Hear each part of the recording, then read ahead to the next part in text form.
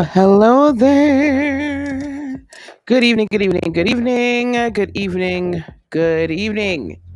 We are going to talk tonight about part two of the Jamie Lynn Spears situations. Her interview that she did on Call Her Daddy. Call Her Daddy. They're going to stop playing with me. Call Her Daddy. The interview she did on there. This part two dropped today. I know some of y'all, I would assume some of y'all are interested in this, some of y'all are not. We're still getting all the information on the Tasha K situations, the Cardi B versus Tasha K. We may talk about that tonight. We might talk about it in the morning. However, we're going to talk about this Jamie Lynn Spears situations because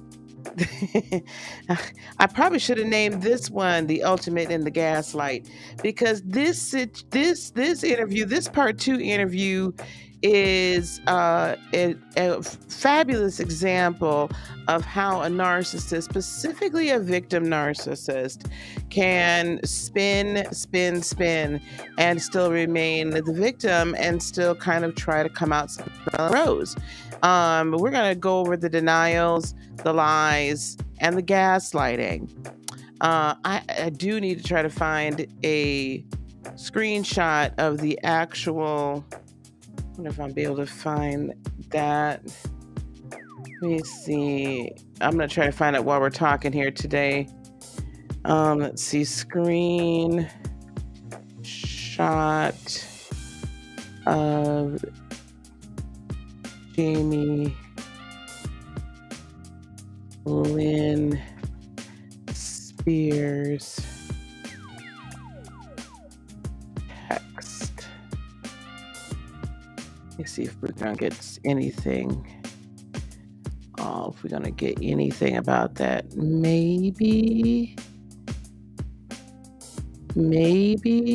does page 6 have it? Maybe the actual screenshot. I'm gonna try to find it. I do have a shot of it, but there was a screenshot that she put forward, and I know, it was a text message. Yeah, here we go.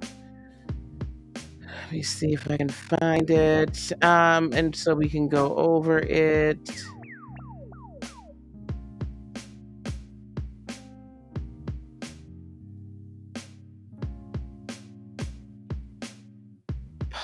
Okay.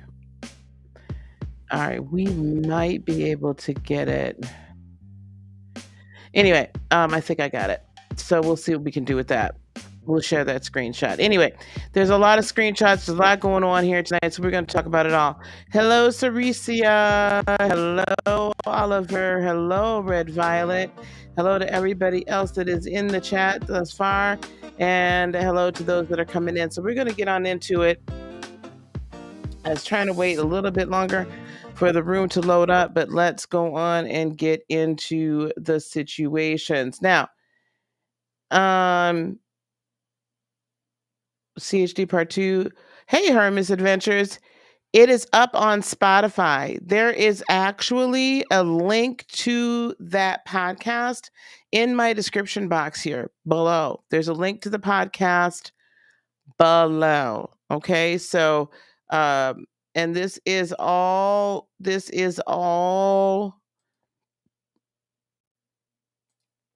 fair use. We are having commentary on this, and I am commentating, and I am giving my opinion about what type of narcissistic behavior we see. Now, tonight, by the way, guys,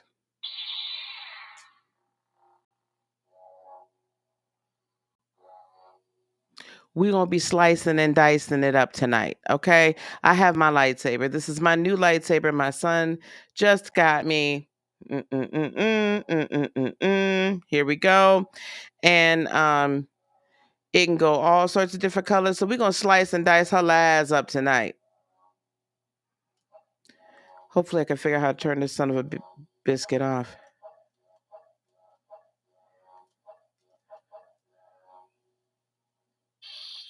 There we go. Hold it. All right. So we're going to slice it up. So let everybody know Lisa has her lightsaber. I think my gavel is running around here somewhere too. I did just get a gavel. So we are going to be talking about all the things and the things now.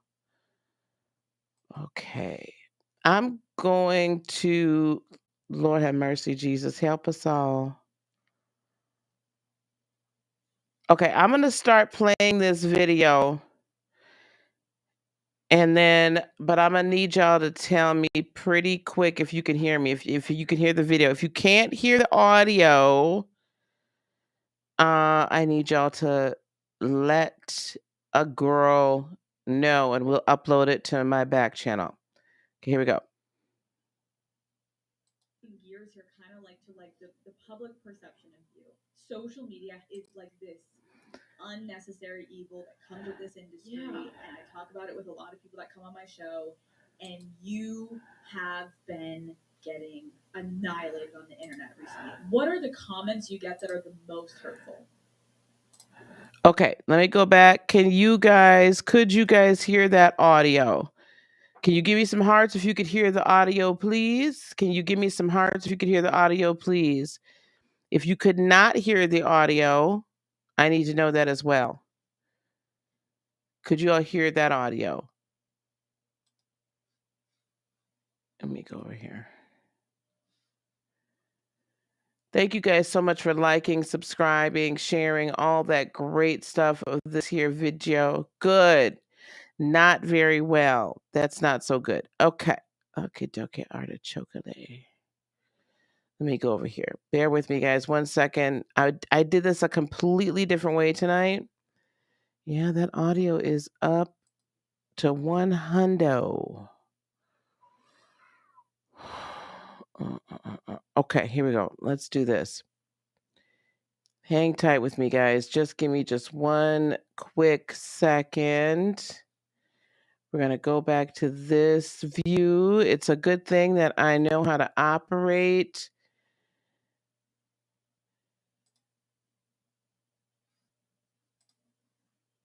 Technology. How's everybody doing tonight? In other news, just while I'm doing this here real quick, there was a lot that, well, I would say there was a significant amount that did happen in the Tasha K case. Hopefully we'll be able to talk about that tonight. I don't know, because I do want to get Sylvia back on. And I want to talk to her a little bit more. So I know that they have to go back to court in the morning. So I don't know if we're going to be able to get her back on tonight, because I believe she is live right now. And, it's an hour later there. So it's almost 10 o'clock. So while we're waiting for this, I'm going to give you some highlights while I'm waiting for this other thing to upload.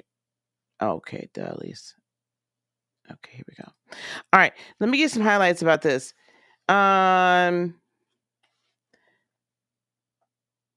Hey, Jen, how you doing? Okay, so I'm gonna highlight the reason why this one's only 45 minutes long, so we're not gonna be here quite as long as we have been. The other one was over an hour. I want us to really pay attention to some very specific things. Once again, I did go on and create a transcript, and we will be chatting about that. I haven't seen this all the way through. I've only seen bits and pieces. And as I was kind of like downloading and whatnot, I heard some. We pick this up where we left off last. We do sort of change gears, but this is really all about the public perception of Jamie Lynn. In between part 1, and the reason why part 2 didn't come out on Wednesday as had been originally decided upon, some of you may or may not know, Brittany and her attorney, Matthew Rosengart, did submit or did issue a cease and desist to Ms. Jamie Lynn Spears. In regard to the book, things I should have said, however, more so in regard to the press tour that she's been doing. She's been on GMA. She's been on a few other things, entertainment or something. I don't know, child. Access Hollywood. Whoever gonna have her. And then she, went on this podcast. Now, they issued that cease and desist, I think, the day the podcast was dropping. I don't know that they saw part one of the podcast because they were really referring a lot to the GMA and another interview that she had done where she was discussing the knife incident that we talked about in the first video, right? In the first breakdown, we chatted about that whole situation. Now, I will say, okay, good. Excellent. All right. It's going to be ready to go. Okay. Uh, I will say this. Um, and she said basically, stop talking about me. Like, if this book is really about you, then I'm gonna need you to talk about you, keep it cute, as the kids say, and stop talking about me. And definitely stop talking about me in disparaging ways, defamatory ways that just heighten these issues that we have thus far seen. Basically making me continue to look bad. And why are you doing this? And then Jamie Lynn fires back and says, so there is a cease and desist. We'll talk about the Jamie Lynn firing back today because she did have her attorney fire back, basically saying, well, we don't know what you're talking about. And I'm like, dude, y'all need to stop playing in Brittany's face. Like, literally stop playing in Brittany's face, because that's exactly what you're doing right now. So, Jamie Lynn, through her attorney, basically says, I don't know what you're talking about. Whatever could you be speaking about? So we're going to pick up today. I said that to say this. So part 2 did not come out yesterday. Why? Because that cease and desist was out there. And what you're going to see, there's probably about 15, 20 minutes, maybe a little more, maybe a little less, of the actual original interview. And then you can tell last night when there were claims that there was some sort of Adobe issue with the person, Alexandra, what have you, and she wasn't able to upload or whatnot. And she was saying, "Oh, nobody's gonna make me edit any of my podcasts." Well, honey, I think Spotify didn't want no smoke, because this is clearly edited, and y'all clearly came back at it again over a Zoom. You know what I'm saying? So, y'all need to stop playing, because Brittany is not playing anymore. So some of the highlights, we're about to start playing it now. It's already uploaded. First, Jamie Lynn is going to say, which I'm going to agree with. Like, I'm not going to say that a 17-year-old new mother would necessarily know about the conservatorship that her sister is under. However, if I want you all to recall what we talked about in the first part of this, she knew enough at 16 to move around and get burner phones. She knew it because she didn't want to be controlled and isolated, were her words. I did not want to be isolated. She knew enough at 16, pregnant, to find a way to lie to her parents and say she was going to the doctors, and really she was going to talk to different attorneys, and to find out all she needed to find out about emancipating herself from her parents, and then flexed and was like, either y'all gonna sign these papers, or I'm gonna go off and get married, because I can do that at 16, but then there'll be no prenup. So basically, oh boy, whoever she married, who knows who that would have or could have been at that time. And then in another statement, she says that her and the baby daddy wasn't all that close. It's hard to tell the truth from the lies, because there's just all this, well, we weren't so close, but I could have went off and got married. Okay. But anyway, so basically she flexed her little muscles and I ain't mad at her. You know, that was a smart cookie at 16. And she said, either you sign these papers, I'm gonna run off and get married. And that's when she cut the deal with them, basically, that they would let her move out, get her own place. But if she got into some issues and some problems, that they as parents would still be able to help it and help her. And she felt like that was gonna be all right. Now that's a smart cookie. Now you 16. I'm gonna set this stage because this whole family is just a bunch. The whole family, in my humble opinion, has a lot of narcissism going on, very manipulative.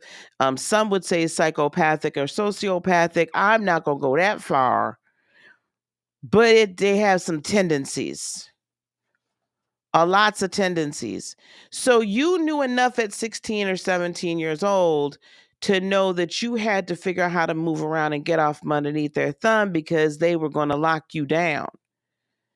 All the while, the woman that owns TriStar Entertainment, Sports and Entertainment, if you don't know who that is, I'm going to have you to go look at a few other channels. Mainly, I'm going to ask you to go check out my friend, well, she's not my friend technically, but I really enjoy BJ at That Surprise Witness. Amazing. So you'll find out who TriStar is. But suffice to say, there's a woman that owns TriStar that is being linked in a lot of court documents, and we don't necessarily go over court documents here on this channel. However, she's very manipulative and has been manipulating this family under the guise of being a good Christian woman for many, many, many years. My point is this, is that woman became then Jamie Lynn's second mama. She briefly referred to that a little bit, I think I know she says it in the book. I don't know if she's come out and said it on any of these um in these interviews, but that individual, her initials are LT. Again, you can go look who owns TriStar Sports and Entertainment. They also manage Jamie Lynn Spears. They also manage, I believe they're one of Travis Scott's managers. I know they have their hands in the Kardashian pot. Her and Kris Jenner, from what I understand, are rather close. So when you have snakes in the grass, birds of a feather flock together, vultures come together in a whole flock. So here this woman has weaseled her way in, and she became very prominent in getting this whole conservatorship going. My point is that this young lady at 16 or 17 is not any ordinary 16 or 17-year-old. And so we're going to see amongst this 45-minute clip very rapidly, hey Desiree, very quickly, we're going to be able to see where all this lying and carrying on be happening at. All right, let me make sure that I have this set up the way. Yep. Okay. I want it fuller. Nope. Nope. I guess we'll just go with this. All right, here we go. Oh, go over here. All right. Oh, did I? 1 second, guys. I'm so sorry. I got to make sure that I'm sharing the audio. Ooh, child. See, I wasn't even sharing the audio. See, now it would have been a darn problem because I wasn't sharing the audio. Thank you guys for liking, subscribing. Please share this video. We about to get into it, child. We getting into it. Here it go. Are kind of like the public perception of you. Social media is like this unnecessary evil that comes with this industry, and I talk about it with a lot of people that come on my show, and you have been getting annihilated on the internet recently. What are the comments you get that are the most hurtful? That I didn't do anything to try to help my sister. I very much did many things. People who say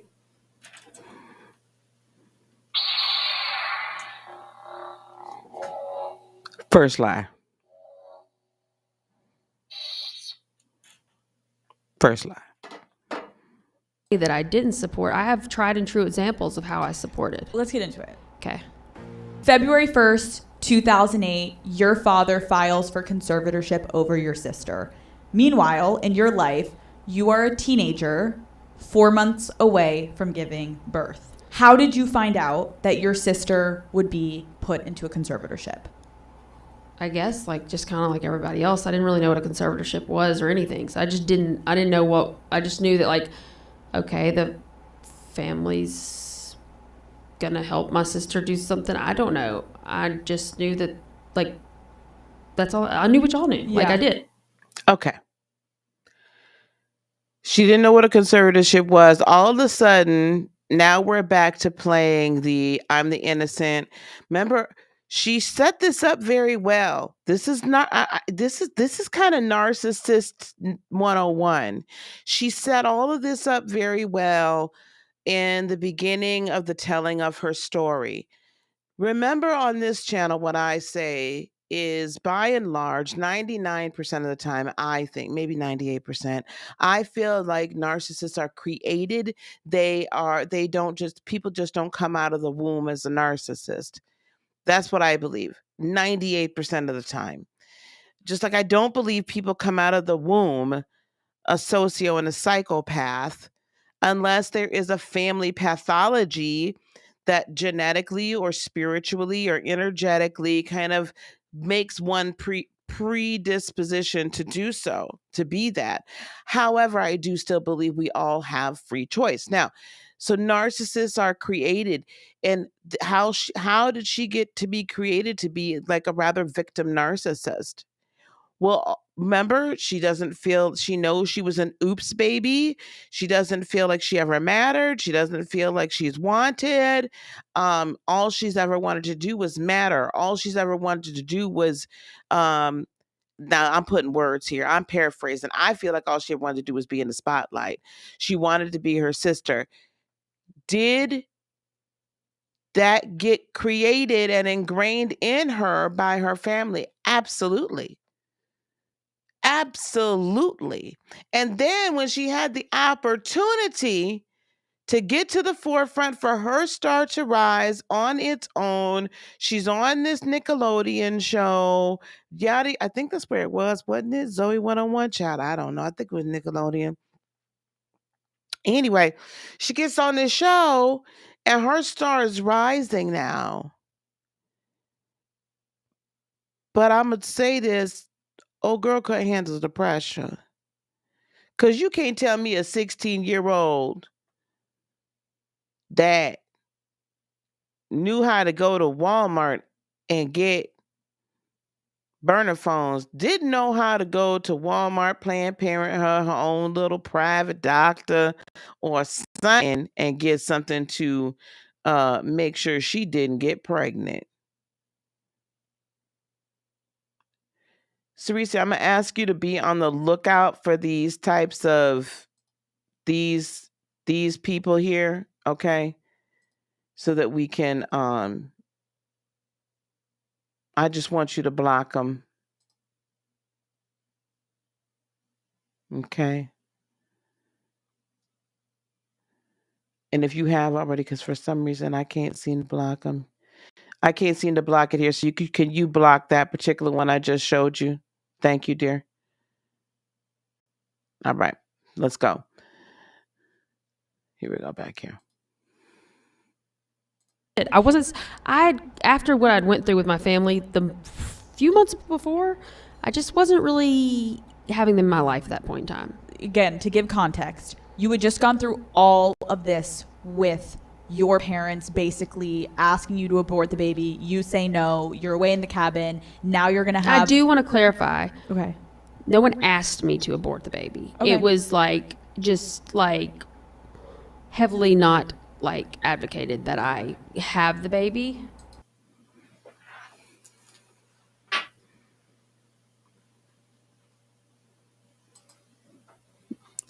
Okay. Now, thank you, darling. Did y'all just hear that? I just want to clarify. See, because the narcissist has to stand up for and protect the rest of the narcissists. When you got a family, a flock of vultures, a den of thieves, if you will, vipers, my humble opinion, and I'm allowed to have it. When you have that kind of situation, they all have to protect each other. And I'm dissecting this very clearly because, especially in this case, this young woman, Britney Spears, was their cash cow. Because the young cash calf, Jamie Lynn, was now pregnant and 16, and MTV had not come out with 16 and pregnant yet. That wasn't a show. That wasn't a thing. So where was Jamie Lynn going? And so she has spent a very long time. I have heard her on numerous interviews and whatnot down through the years, and basically putting out here that her family was encouraging her not to keep the baby. Well, they wasn't nobody talking about giving that child up for adoption. Because otherwise you would say, my parents were encouraging me to give the baby away for adoption. That, you know what I'm saying? The inference when somebody says they were telling me not to keep my child, right? Means you terminating the pregnancy prior to full term, but on your own. So now all of a sudden, because this interview has gotten her, this podcast has gotten her way more notoriety, honey, than anything else she's been on. This is a big one. So she got to make sure that she's not making Big Jamie, Daddy Spears, Mama Lynn Spears, who has chosen to remain a victim and chosen to stay underneath the control of a Big Jamie for forever. She wants to be sure that those two definitely are not thrown under the bus. So now was heavily advocated for. If you don't stop playing in my face. Oh, wait.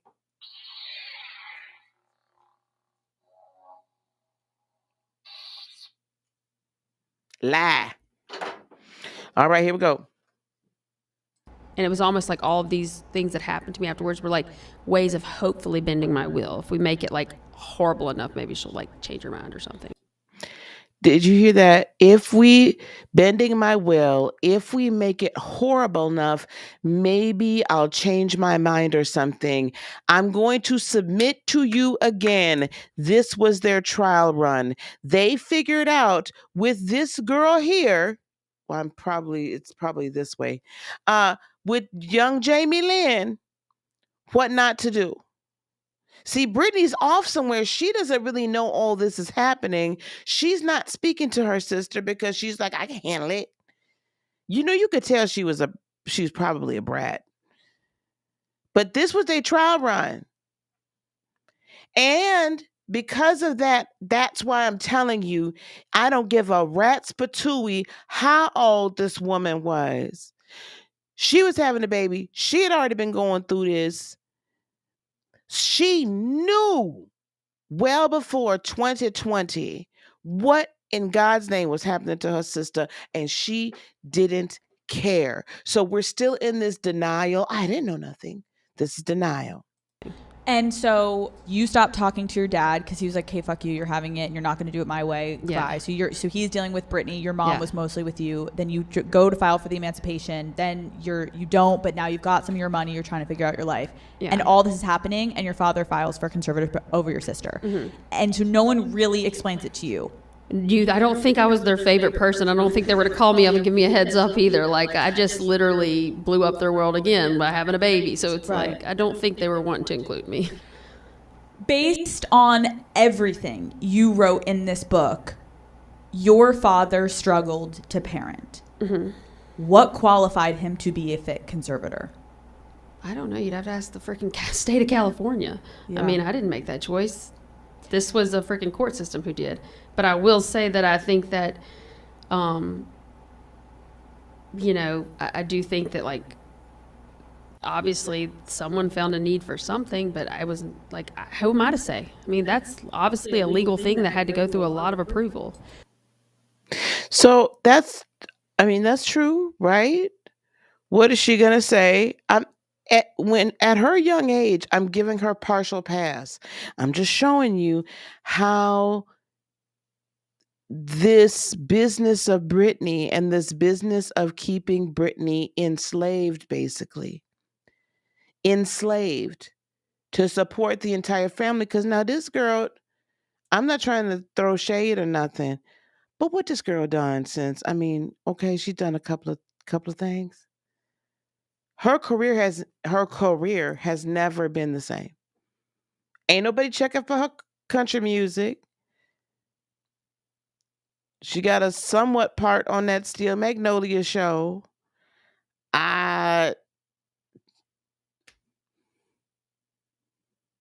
so somebody had to support this entire family of non-working people and support them in the lifestyle to which they had become accustomed. And now at this point now, when the woman is saying, "Well, what made him, cool or whatever, qualified to be a conservator?" Well, I don't know. You got to ask the court. But obviously, someone found a need for something. So this woman, to this day, at this moment in time, still believes or is going to still put out the narrative. She's the dog and pony show. She's going to put the narrative out that someone found a need for something when she knows full well that there was no need for Brittany to be in that conservatorship. She knows by now full well, because I'm sure she could read and write, I've seen it, that they had lied and said that girl had dementia and she didn't have dementia. But now she's become an agent, aka a flying monkey. That's a term used for in the realm of narcissism. So go check it out. I'm not calling the girl a monkey. That's a term that's used. Here we go. You write in the book, on June 23rd, 2021, my sister broke her silence in regard to the oppressive nature of her 2008 conservatorship. You describe the conservatorship as oppressive. When did you come to realize that this setup was infringing on Brittany's rights? You have to understand, since I was 17, she's been in the conservatorship for 13 years. I've never known anything different as an adult. Yeah. So, like, what do I know what's normal and what's not? Like, this seemed to be the way things were. How the hell you gonna say that? You spent all this time. You could recall all the other times. You could recall an entire life when you were a child. Your sister's 10 years older than you. So you've had at least, let's see, she would have probably moved out at 18, 19. She turned 21. So when you were 10, so at least from, let's just say, about 8 until 16, 17, you had about 8, 9 years where you knew what was normal. Don't give me that you didn't know. How was I supposed to know? Here we go, deny and lie. See, it's this is gaslighting. This is fringe gaslighting at this point. I thought it was just normal. Isn't it normal? I mean, my family's just crazy, which is true. But you know what I'm saying? Like, let me do a version of revisionist history and let me put a little gaslight sauce. Let me throw a little gas on there. Bitch.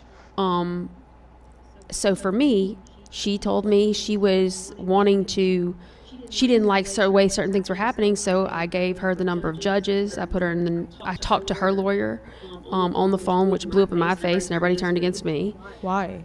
Because I guess maybe that lawyer wasn't going to get a paycheck if he didn't have a job, so why did he need me fucking infringing on his rights, right? And the plot thickens.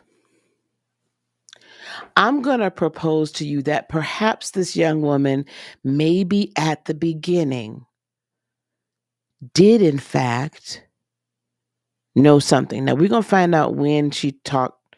I'm assuming that she didn't try to get Brittany out of it till later, but we're gonna try to find out. Again, I ain't really listened to this.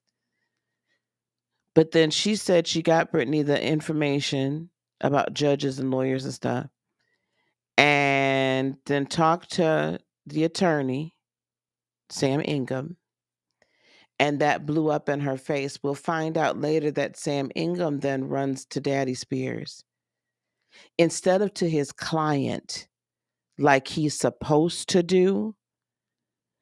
So whoever's out there listening, right? I hope, Mr. Rosengart, you have been watching this and dissecting it. I'm sure y'all have.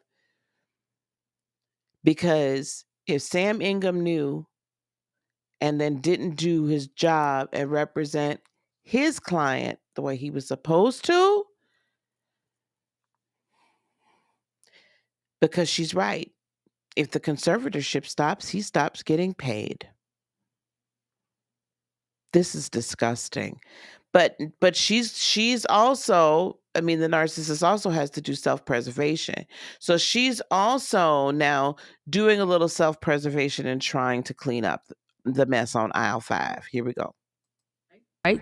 So when you say that your sister like finally was just like, I don't like this setup, like when exactly?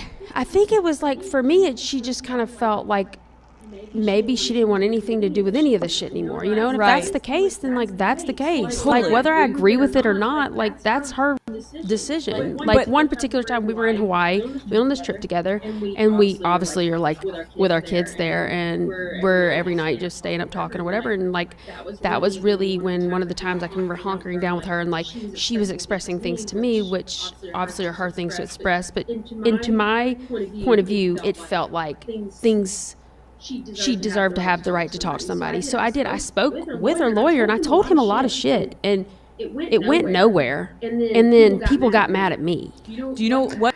So people got mad at her, so her family. Again, this is more creation of who she is today. I am not excusing her. So I don't want anybody to think that I am, because she's an adult. She should be about 30 by now. She's an adult. She's got children. She's got a husband. She wrote a book. So, but she's saying I did some things. I don't know when, but this would also explain why she did not come out and be a vocal part of the Free Britney movement. I mean, I want you to imagine doing this. Like, you try to help your sister, right? And instead of it actually going somewhere, because you go to the one person you believe that should help, your entire family basically then comes to you and says, Heifer, you gonna screw everything up for everybody. Now, I don't know what trip to Hawaii this was. I will have to try to find that out. But you gonna screw it all up. You better shut your mouth. This is our only meal ticket, because you ain't making no money, child. You over here spending hers. Ooh. What around when is this? Like how far into the conservatorship? Probably can look on like I don't know. You probably look on Instagram or something. Whenever we went to Hawaii, that was Okay. one of the times. Okay. Many other times, me and my husband, I do know some judges, and we did have some stuff looked into, and we told my sister many times all she had to do was go live out of state for 6 months, and the conservatorship will be absolved because she'll take residence in another state. I told. Oops. I'm about to call this girl out her name. Hold on. She got one more thing she's saying here. Told her this many times. That was my understanding of it. Obviously, I felt like if she spoke with the judge and these different people a bit more, that she could make the decision she wanted to, because that's a very, you know, and by the way, from my understanding, if she wanted to end it, then that was what I was going to support. So I kept telling her, all you got to do, come live with me in my shithole in Louisiana. Like, come on. Let's, you know, whatever. And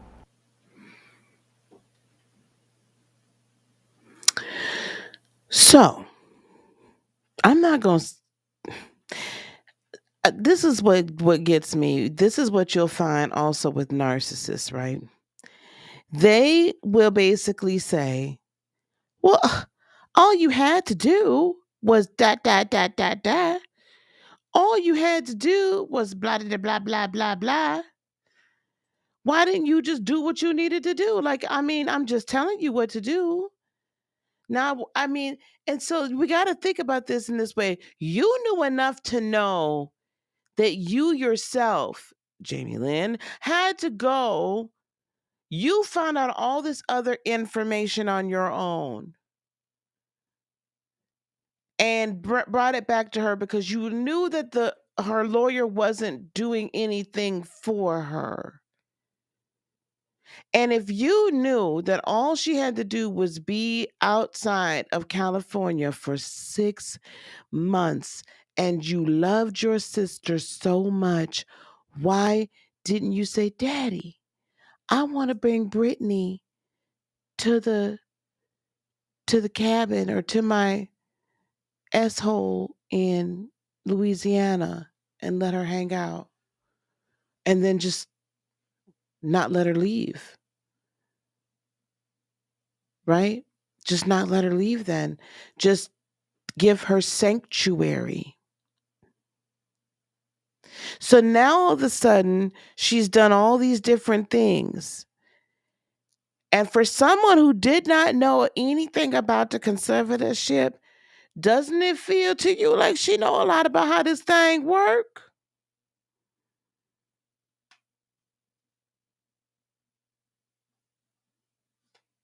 It feels like to me. And then once at some point though, and I wish she doesn't really say here. I can't pinpoint when this particularly happened, but I still have to believe, especially by that nasty little smirk she had on her face. Well, all she had to do was ask to get out of it. I literally want to. See, this is why Brittany posted what she did today. This is why Brittany said, I should have, when I seen you in that house, when I came after I broke up with Justin, I should have slapped you and slapped mama. I should have put my basically foot in your behind. Now, that's a very Southern and a black folk thing to say. And so you can't take the Louisiana out them gals. So, and everybody's all up in arms. Oh my God, she's threatening her sister. No, this how I go. You said she basically your mama and she 10 years older than you. Maybe she should have. I'm not advocating violence, but maybe we'd be in a different place. Okay, here we go. This is now I'm gonna go forward a little bit.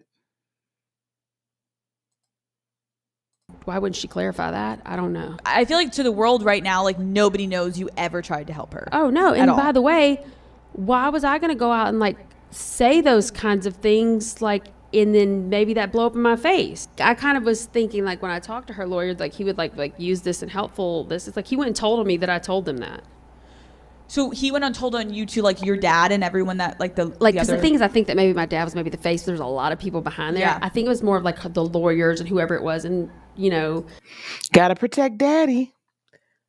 If y'all are following this case at all, I'm sorry. I don't mean no harm, but I don't think Big Jamie is smart enough to have pulled this off. I feel like that woman had a lot to do with it. Had a lot to do with how this all went down. So here we go. Let's see. I was basically like, it all got regurgitated to me, everything I said from the other side. And I was like, oh my God. Why have you never said any of this to the critics that are like, wow, you were on the conservatorship, which we'll get to, but it's like, what, like people that are like, you never tried to help her. You're literally sitting here being like, I was looking up things. I kind of just thought that, like, I never thought that I'd get grouped into this hatefulness because I knew that I'd always tried to help and stuff. So then I was thinking in my head, like, this, I'm never going to have to speak if I always did the right thing. Like, to me, it was like, why would I have to say anything? Like, she knows it, like, we know it. Like, why would I have to say anything? I just can't believe, on the one hand, she presents as a very smart person. And on the other hand, she's like, why would I have to? Why would I have to? Woman, you have people all over the world talking about hashtag free Britney. There are people that were investigating this and almost lost everything. Some did because they were proving that what your family, and you were a part of it, because your husband got paid as a part of this conservatorship, and we're going to talk about these trust documents. Because this, the trust documents that we're about to get into. This is how. This is, again, if you're gonna, when you're battling a narcissist, guys, the main thing to do is you got to remember they are going to gaslight, and they can gaslight in a way that's ever so subtle, that makes absolute perfect sense. So if you're ever battling one in a court situation, the best way I have found to battle them in court is to get them where they're like all feeling really like puffed up, right? Proud. And then you got to get them, and the devil is in the details. Because they will spin it like she's about to spin this, and I'll point it out to you. They'll spin it so that there's just this little hair, this little bit of absolution, this little bit of, I ain't got nothing to do with it. But what you have to be able to do then is calmly and very cunningly, calmly and very accurately pinpoint it back to the truth so that they have no wiggle room, and then typically they blow up. So let me see.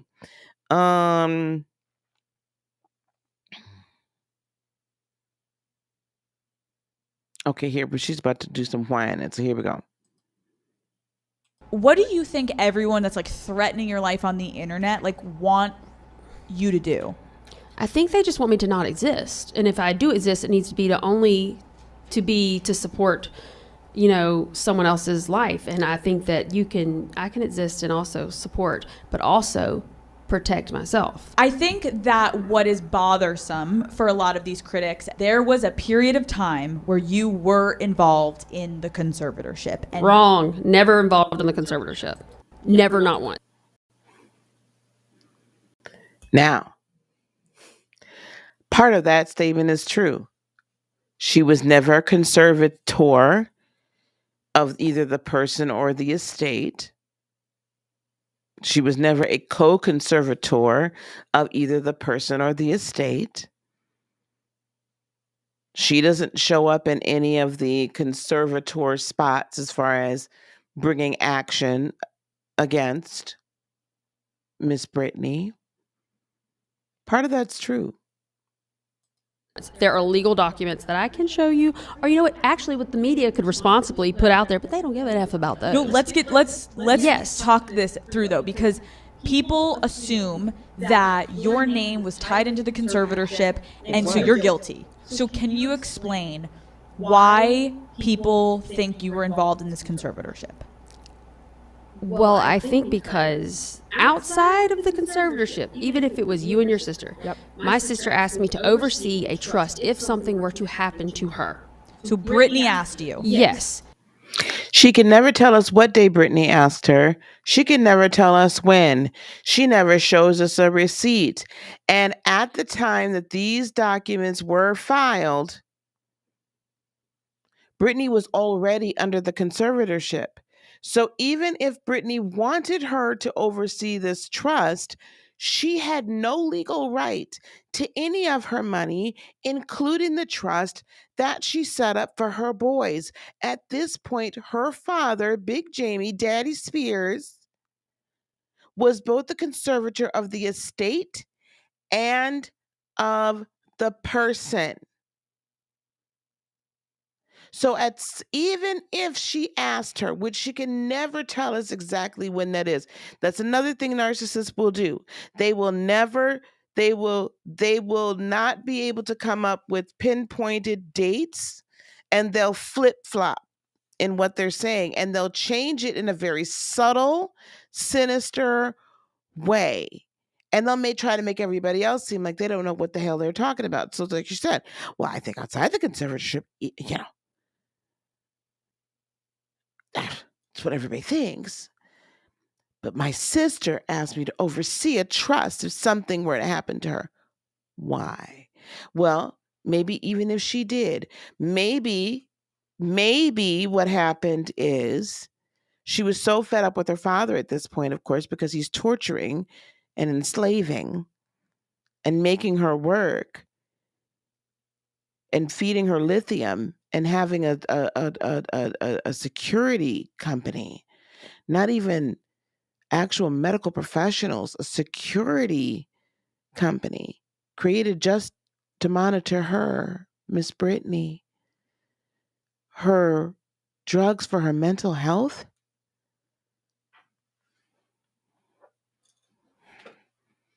She couldn't go anywhere. She couldn't drive. She couldn't have her own credit or debit card. She had no control over anything. She's being forced to work. And the rest of the world is being gaslit and told, oh, this is her happy place. No, this was your happy place. You and all the rest of the family. So what could have potentially happened is this is the only person that she thinks, because she's listened to her maybe before.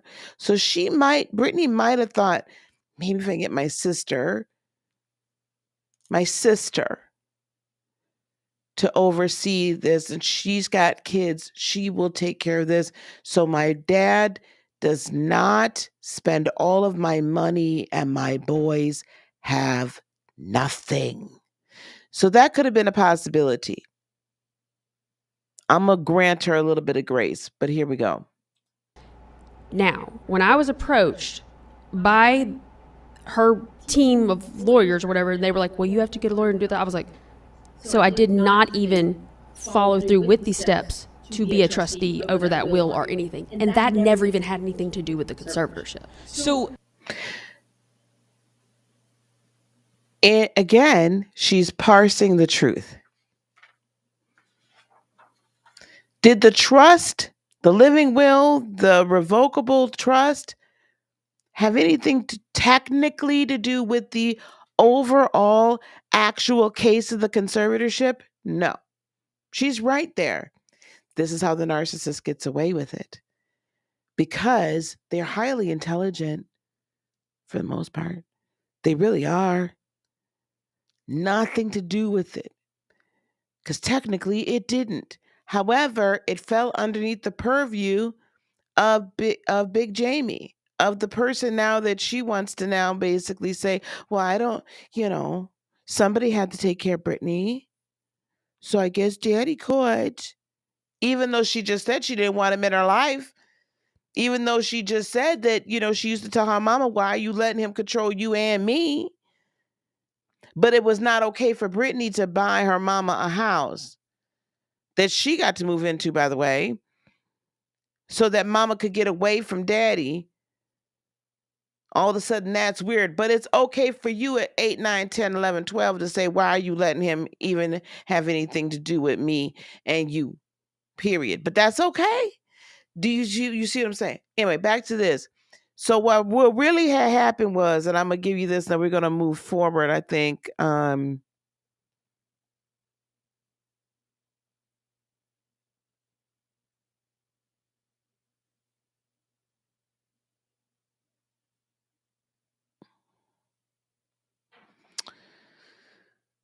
Let's see here. We're gonna move forward a little bit because I don't want to keep y'all all night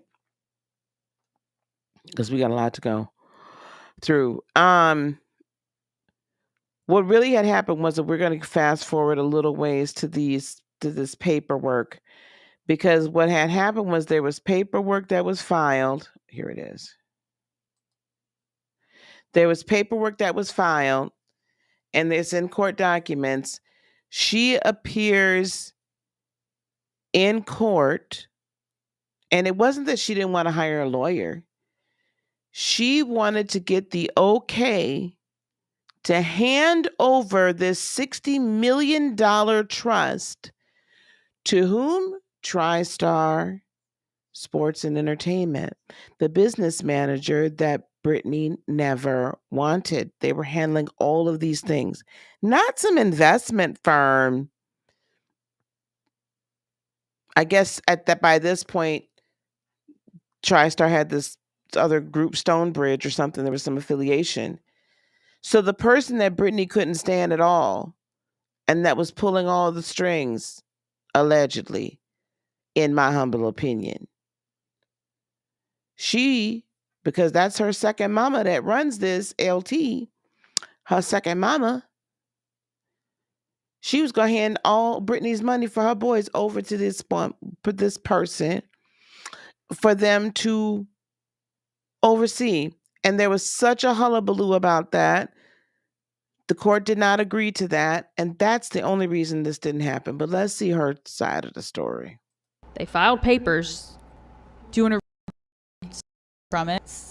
In the court approved First Amendment to the SJB Trust in 2018. The SJB Trust modified to have Jamie Lynn Spears appointed as trustee. Petitioner is informed. Petitioner is informed. This is her people's team. And believes that Jamie Lynn Spears never undertook any of these steps to actually become trustee, which I didn't do the minimum task. I just didn't follow through with it. It just didn't feel like something I should do. There was things I didn't follow through with it. It didn't feel like something I should do. Jamie Lynn, I've got to bring the lightsaber back out.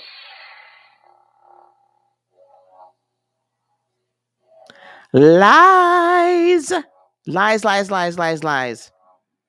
Jamie Lynn, it wasn't that. You're right. It was something you shouldn't do. Was right. You should not have anything to do with it. But you tried to get it over to your second mama, who you knew.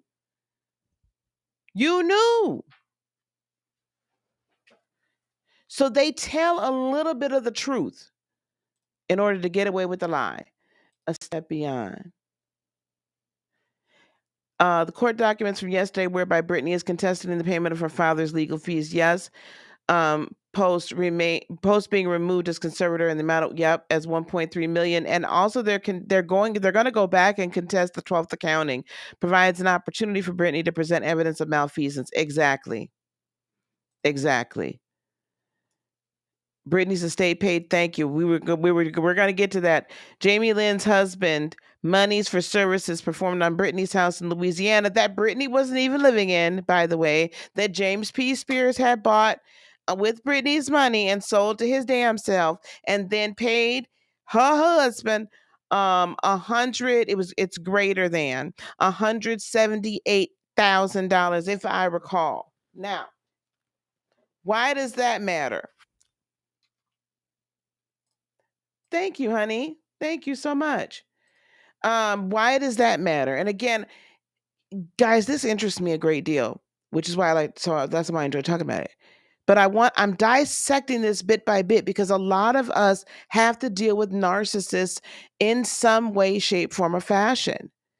And there's a good chunk of us that have to deal with them in the courts. So, and I've had to too. So I want to help you understand how they think so that you can better battle them, especially in court, or if you've got to be with them around a lot. Okay, now listen. Why I'm picking on this so much is you heard her say, I had nothing to do with it. I was not involved with the conservatorship. And actually, that's true.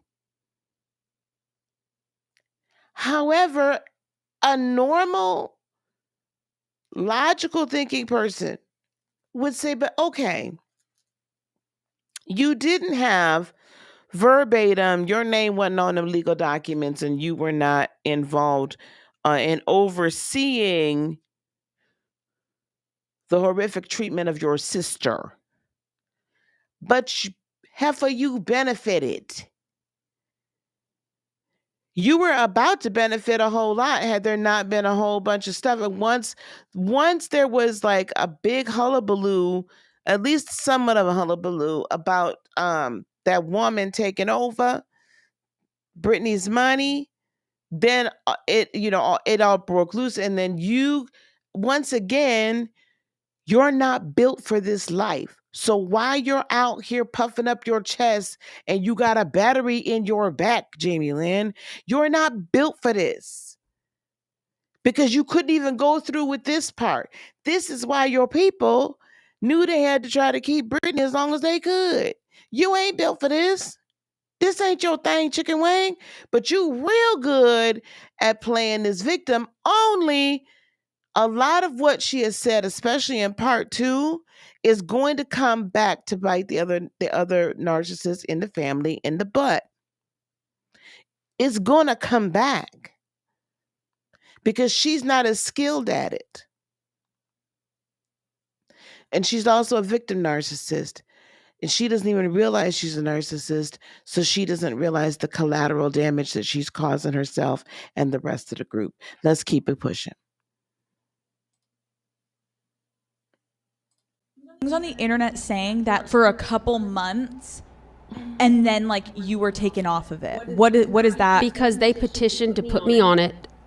Got And it. I was like, okay, yeah, sure. But I didn't really know what I was like. And then when I saw that it was going to be like me approving of I was like, oh no. Like I just she said no. involved I said, I LT. don't want to be a part of it. So Please you were going to have to get like, really involved, and you were like, I just said no, I'm not going to do it. I don't want to.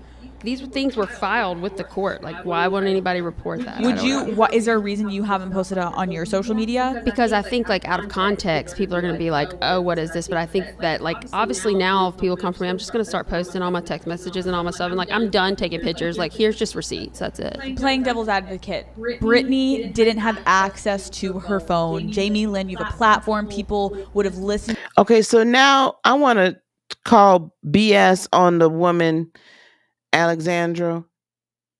I'm calling BS on you. You knew good and gosh darn well Brittany had her phone. We all know Brittany. There was never a time Brittany did not have a phone. She's helping this. And so what we would typically categorize in this whole scenario, Alexandra is kind of like AKA a flying monkey. So she's the one that's going to be like helping to deliver the message that the narcissist wishes to put out here. Or they are also the ones in a lot of cases that will go and gather information and bring it back to the narcissist. In a way, could Jamie Lynn have been that flying monkey from time to time? Probably.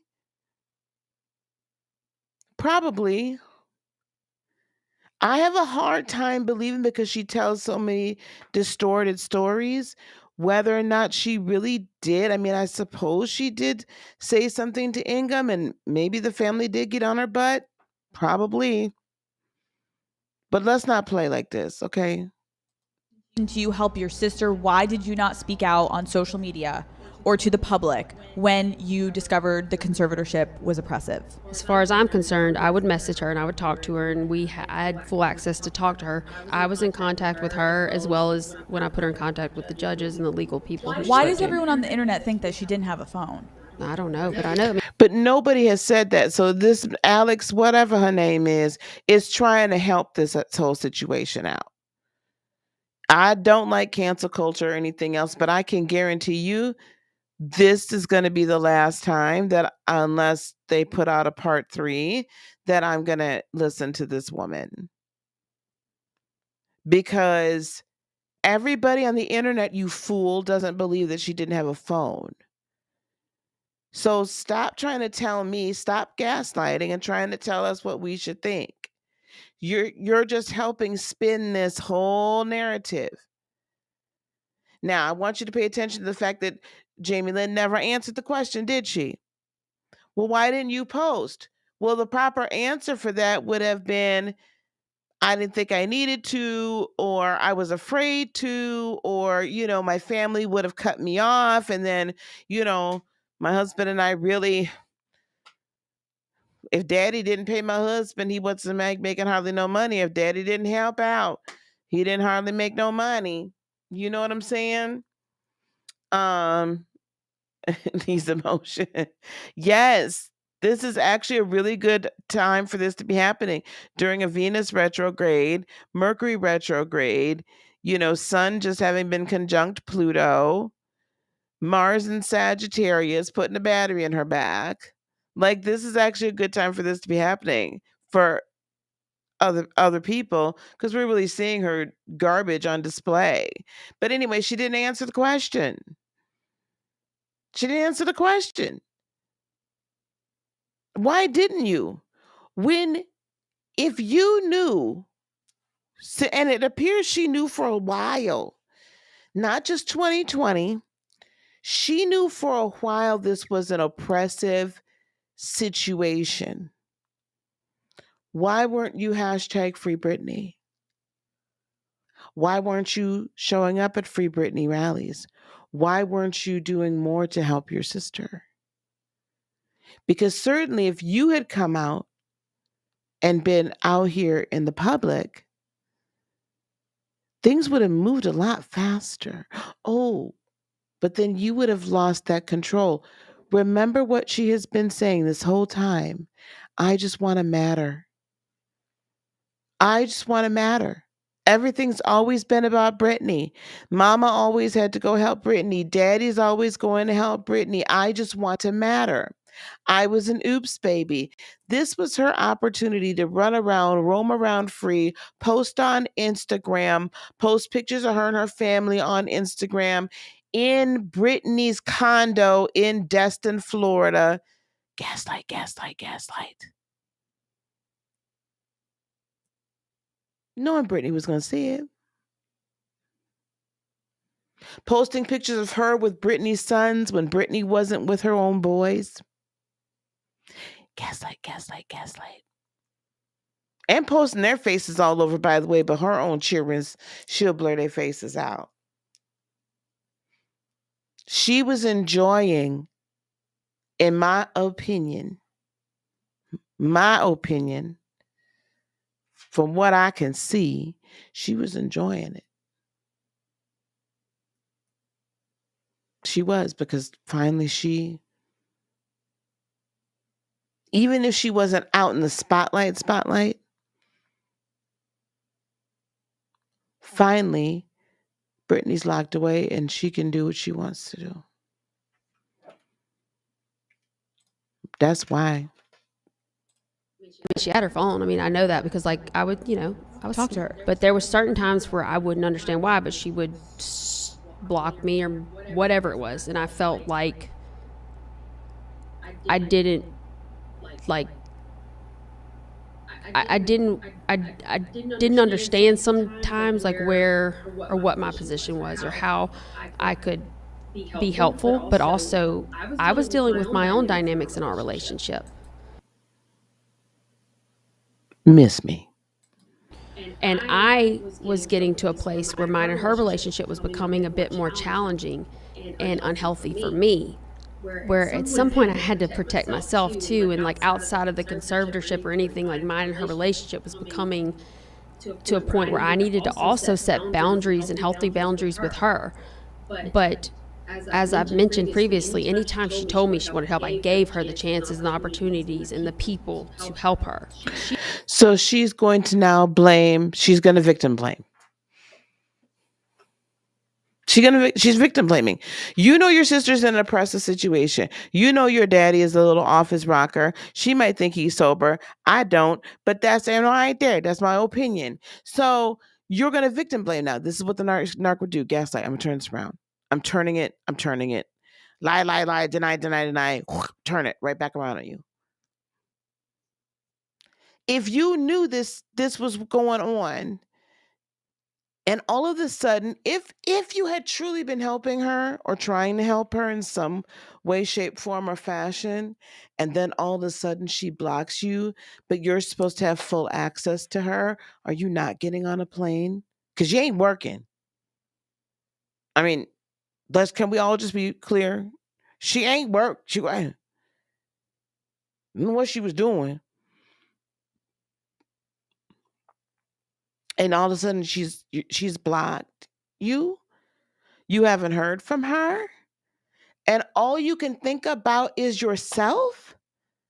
And you know your sister is in a situation she doesn't want to be in. Anytime she asked me for help, I would get her people to talk to. You knew. How sick and sadistic. I hadn't planned on getting this. The more I listen to this is sick and twisted and sadistic. You knew. You knew. Oh, but it hurt me. You knew your sister was not nuts. We all have mental health challenges to some degree, but you knew, or you had a good inkling. Otherwise, why would she keep asking you? See, the two things can't be, in this case, these two things can't be true simultaneously. You can't, on the one hand, be getting requests for help and trying to provide it and not know that this was wrong. And then you sit here and like, oh, well, she could have got out of it whenever she wanted to. I did. That's what she's thinking. I did. I was 16 and a half. I outsmarted mama and daddy. Oh, well, let me go on and see what other money I can get out your estate. This is just really disgusting. Hold on. She knows all of that. Why wouldn't she just have clarified that and stopped all of this? That's where I don't understand. But I do know that these are factually true statements and everything. Like, I have to at some point speak for myself, or what? Spend the rest of my life being bullied, and there's absolutely no truth to some of these things. Like, I have to speak up for myself the same way I want everyone to speak up for themselves. Britney posted to social media vague allegations referencing a lack of support from her family and those who should have helped. Everyone assumed she was talking about you. Who did you understand her to be talking about in these posts? Do you see the anger in her face? Do you see how angry she is? How dare she tell the world? How dare she put my business, put this out here? How dare she crack my perfect facade?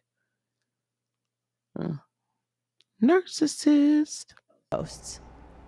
Quite literally, I felt like a lot of them were directed at me at times too, and it made me feel like, why is she doing this to me? And I've messaged her about these things, and I want you to, the little eyebrow raises are looking for, right, validation. Shout out to the body language guy. Looking for agreement. I messaged her. then she clarified with me that she was sorry she went on that, rant on social media, and she texted me that she knew I had nothing to do with this, and that, she was just taking it out or whatever, but it kind of has continued on. So if that's the case, where are the text messages? Because she's going to start showing text messages in a little bit. Where are the text messages? Where they at? Because I don't believe for 1 minute she did that. Maybe she did.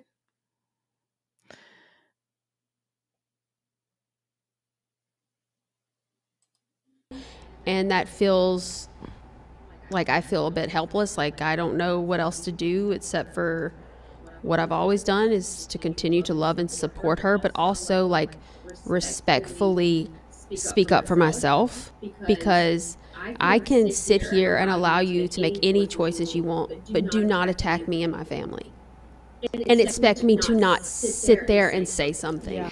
So she's never attacked her husband. She's never attacked her children. Brittany has never done that.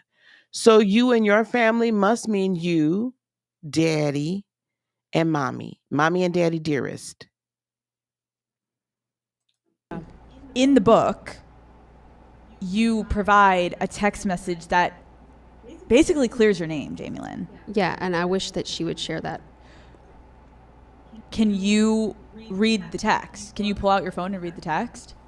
I mean, why not? I mean, like, you know what? Everybody else gets to go on social media and say whatever the F way want. I might as well just actually say something truthful. And you're saying that you've Is this making anybody else ill? Okay, never mind. Sorry. text from your sister that's clearing And your like, name. what breaks my heart is like we were talking about the kids and stuff, and like I thought things were cool, and then all of a sudden, like the next day, I wake up to a fucking hate message on social media, and I'm just like, what's going on? I don't get it. Do you understand how traumatizing that is for me? The up and down of like, I think we're cool and we're talking about my kids, and the next day I get like all these threats on social media because you backhandingly said something or made sweeping allegations with the word the family. Like, I don't know what family you're talking about, but I shouldn't be included in that, and you should clarify that because it's heartbreaking to me to be up and down all the time. And like, I don't know. This is still this narrative of basically that Britney's crazy. That's the underlying statements. Hold on. want to support you, but I can also not put mine and my children's lives into the chaos.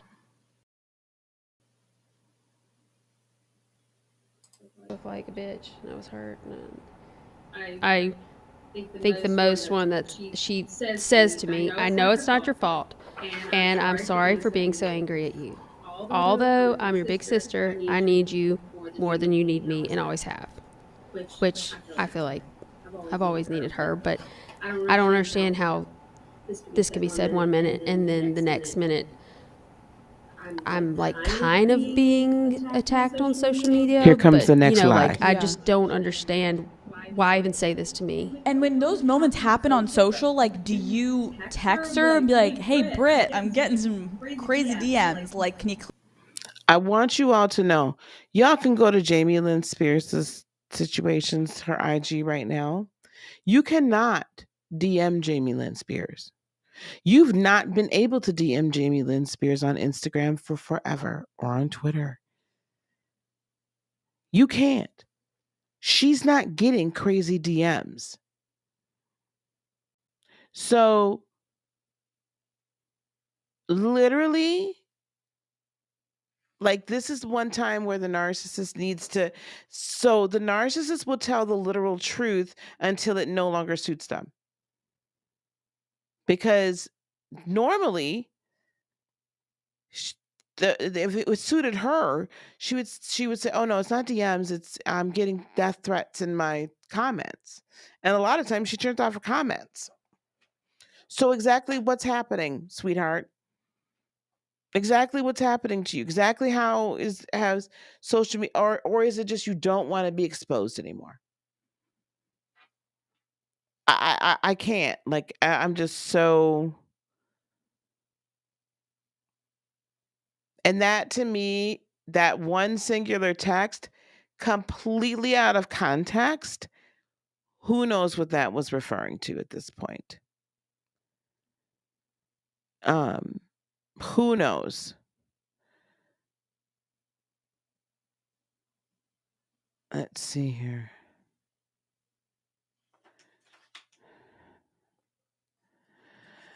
Let me see here. Okay.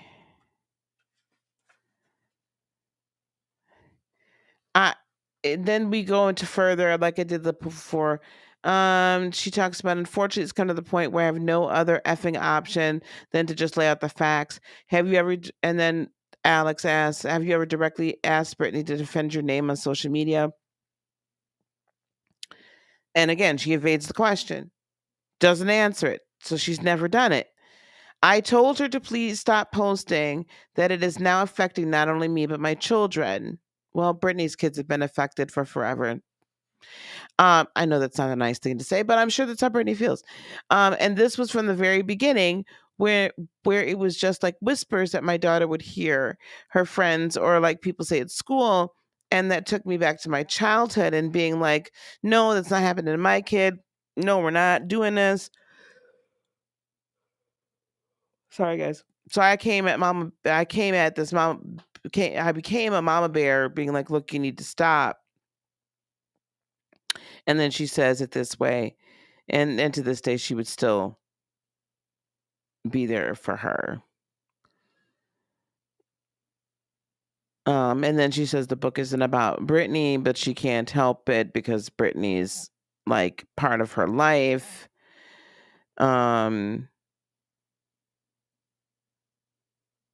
Let's see here.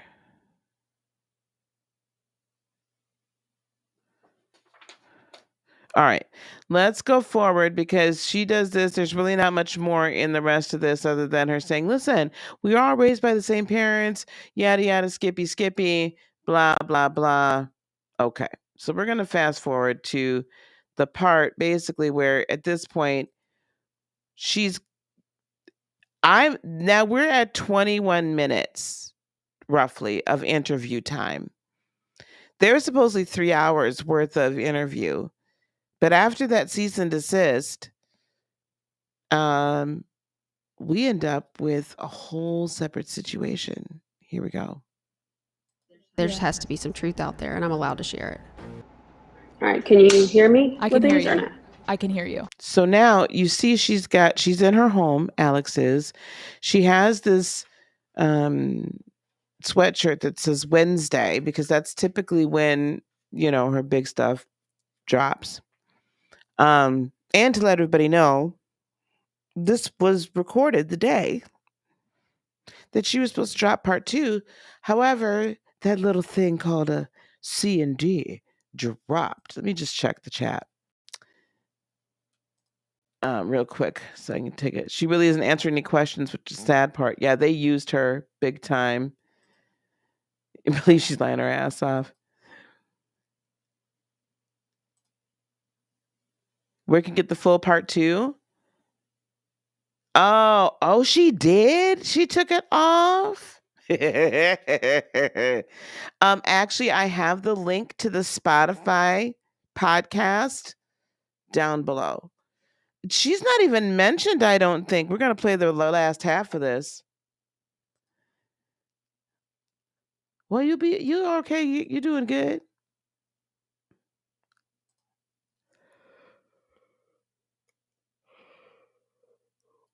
She is awkward in her answers, isn't she? Very awkward in her answers, goes on irrelevant tangents, backtracks on her statements that are in the book.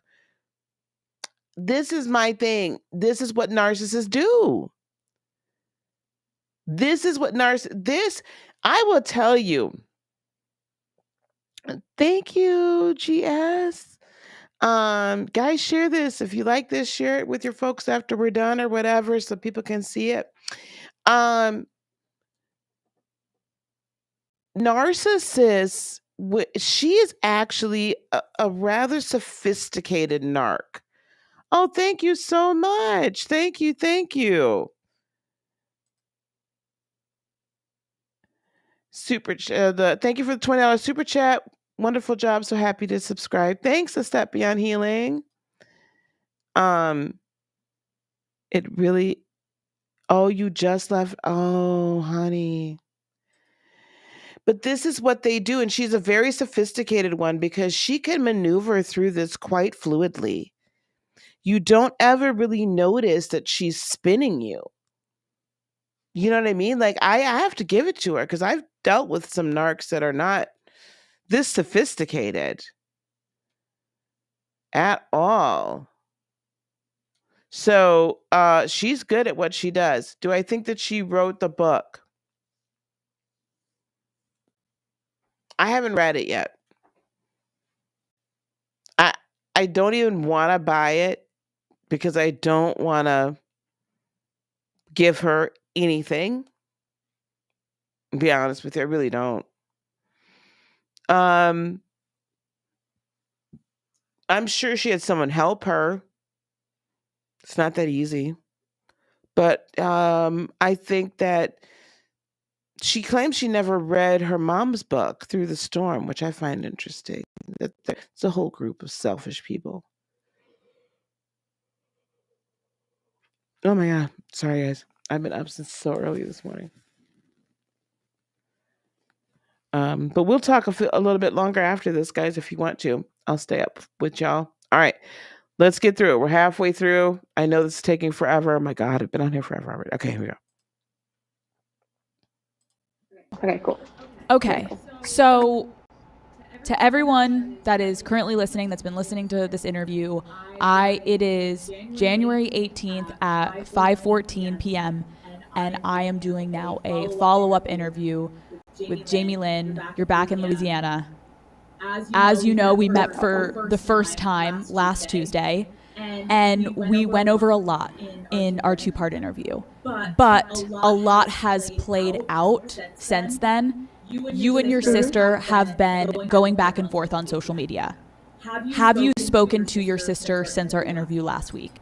Notice she does not reference. So she's saying it's January 18th at 5:14. I don't know. When did the C&D came out? Maybe she didn't. Maybe this is a follow-up. What day did that some gun come out? Hold on.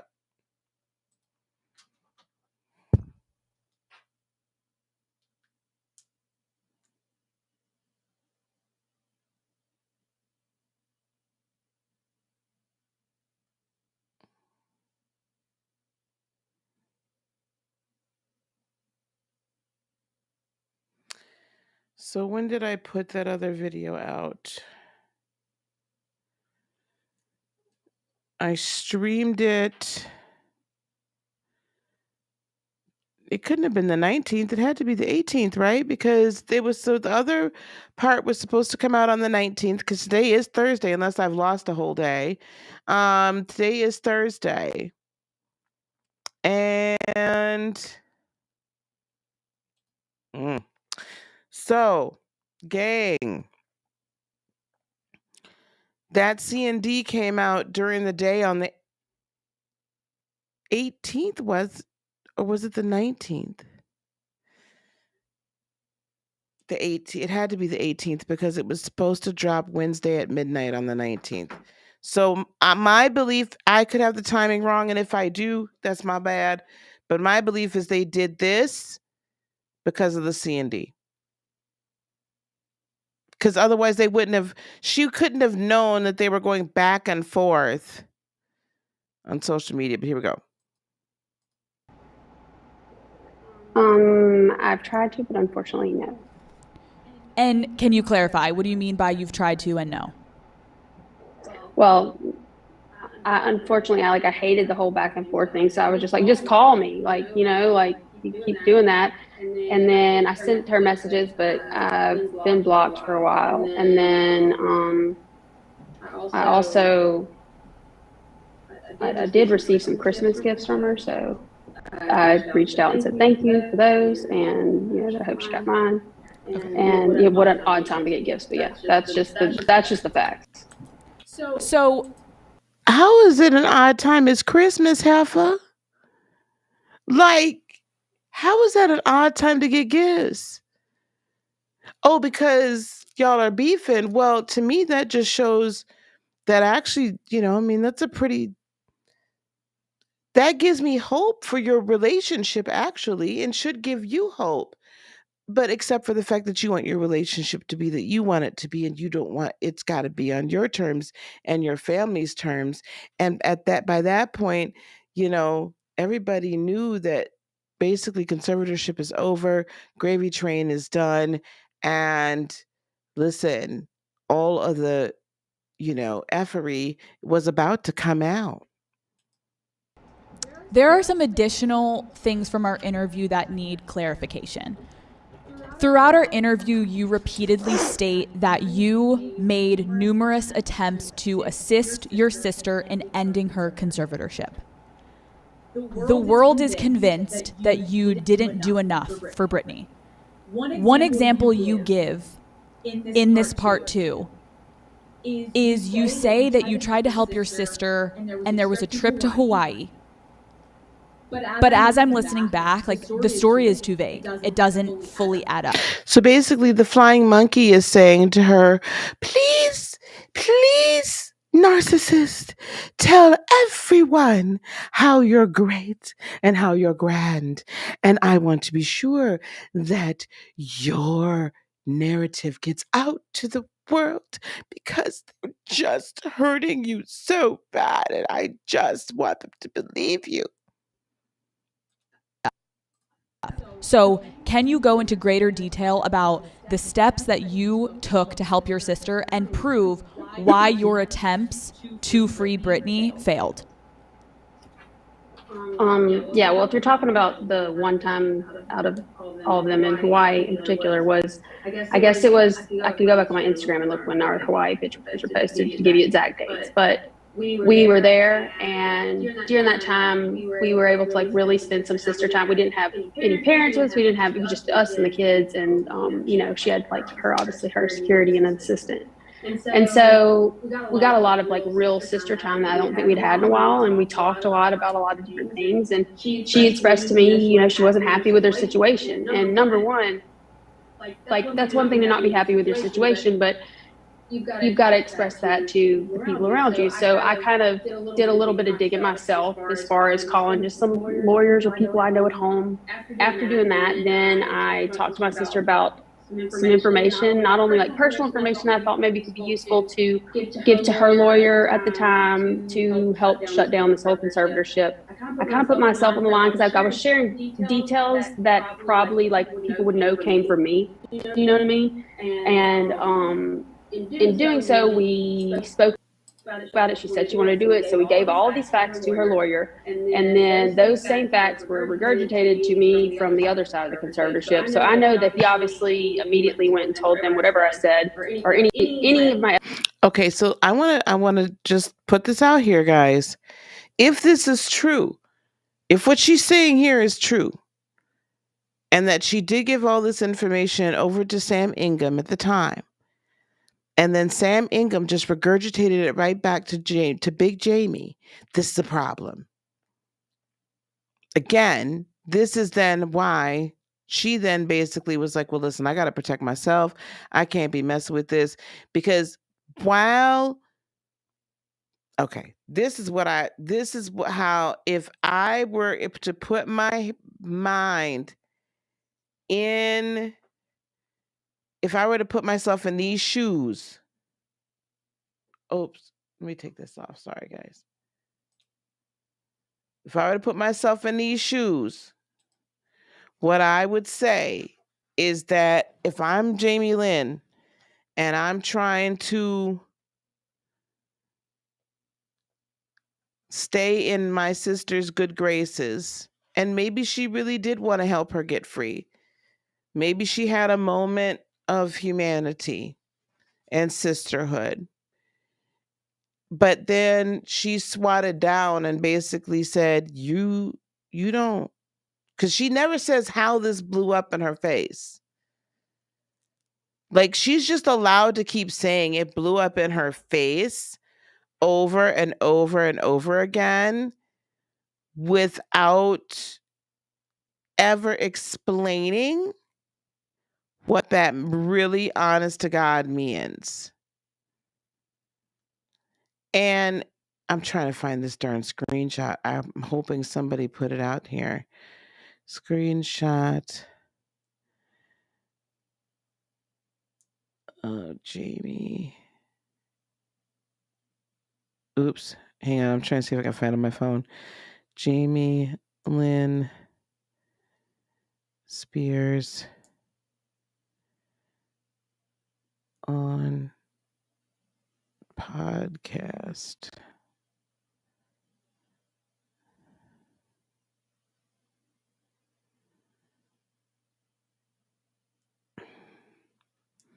Trying to find the actual, because she doesn't read the whole text verbatim. There's like, and this is not that good of a thing. You're not gonna be able to see it that good. Anyway, we'll try. Long story short, she could have. She never says how she was like, what happened to her. Okay, so what happened? What happened? But she never says it. So, who knows how they silenced her? But they silenced her. And then at some point she starts she's like, well, screw it. Let me go ahead on and go to Destin and go to this and go to that and say F it. But then when is this trip? Right. It's still too vague. She doesn't say the trip in 2016, the trip in 2017, the trip in 2019. I would even be okay if it was 2019. I really wouldn't, but I'd be all right with it. Don't show me something from 2020, which is what she's about to do. And be like, see, I helped her. F off. But I get real riled up with narcissists. This is where you got to pin. This is the thing is when you're listening, when the narcissist is spinning their web of lies and they're spinning it to someone, just take note of take note of each lie. Don't react. Then double back. Okay, you said blah, blah, blah, right? Okay, great. And then drill and drill and drill and drill in. You know the facts. You keep presenting facts. And when they keep evading the question, again, especially if you're in a court of law, this is the way you triumph over the narc. Okay? All right, let me see here. Efforts were told to the other side of the conservator, and it was shut down immediately. And I just think she needed a new lawyer. Like, he was either comfortable or he just wasn't really there for her. Well, you can disagree with what someone says, but his job was to voice it anyways, So I just felt like she needed new legal representation. That was So she knew. She says, well, you could disagree with what someone says. This right here, for those of you following the whole conservatorship, and especially what happened just a couple days ago in court, where Sam Ingham didn't get his money paid either from before for his representation of his client.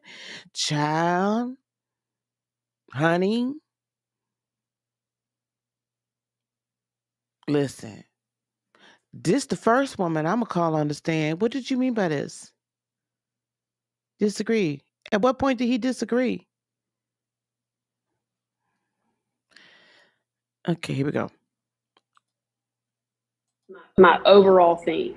When you found out that this lawyer did not act in Brittany's interest and try to implement these things you guys came to him with, but instead went to the conservatorship, what did you do? Well, then I started saying, like, look, there's other options. Like, you can come, like, this was what I was told. Now, again, I'm not a lawyer.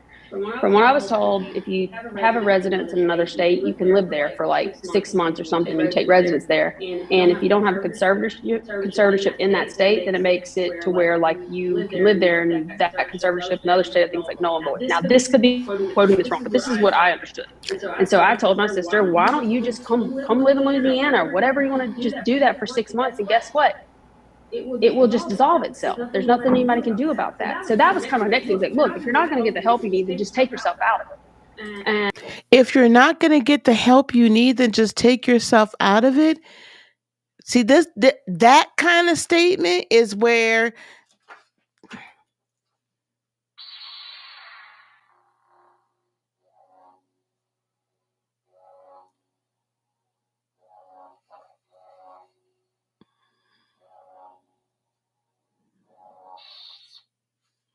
girl, bye. What was she supposed to do? You knew what the situation was, heifer. Gaslighting. Well, if you're not going to do it, if you're not going to, here, let me love bomb you for a little bit and make it seem like I give two shits. And then let me just go head on about my business. Well, if you ain't going to help yourself, I did it at 16. I'm telling you, this is how this woman is thinking. Da-da-da-da-da-da. I did it at 16. So part of her actually was kind of like, well, F off. Who cares? She had her freedom. Her husband was getting paid. And so that was my next thing, is kind of pushing for that, as well as trying to connect her with, we know some people around here who could probably help out. And so I put her in connection with them. She did speak to them on the phone a few times. And even like when I wasn't there, like I had connected her, gave her a phone call. She did speak to them. And my biggest thing was just pushing for her to just like, if you can't do anything else, just like come home, say you're coming for a week, just stay for 6 months. You know what I mean? Like, or that was the next option I thought was going to probably be the best one. After this experience, I very quickly realized that this lawyer did not seem to be acting in her best interest. So, you know what just occurred to me, y'all? This is for people who've been following this. If you've watched any of the, like, I think it was the Hulu, the New York Times Hulu special documentary, it said that Big Daddy was recording all of her phone calls, had recording devices allegedly in.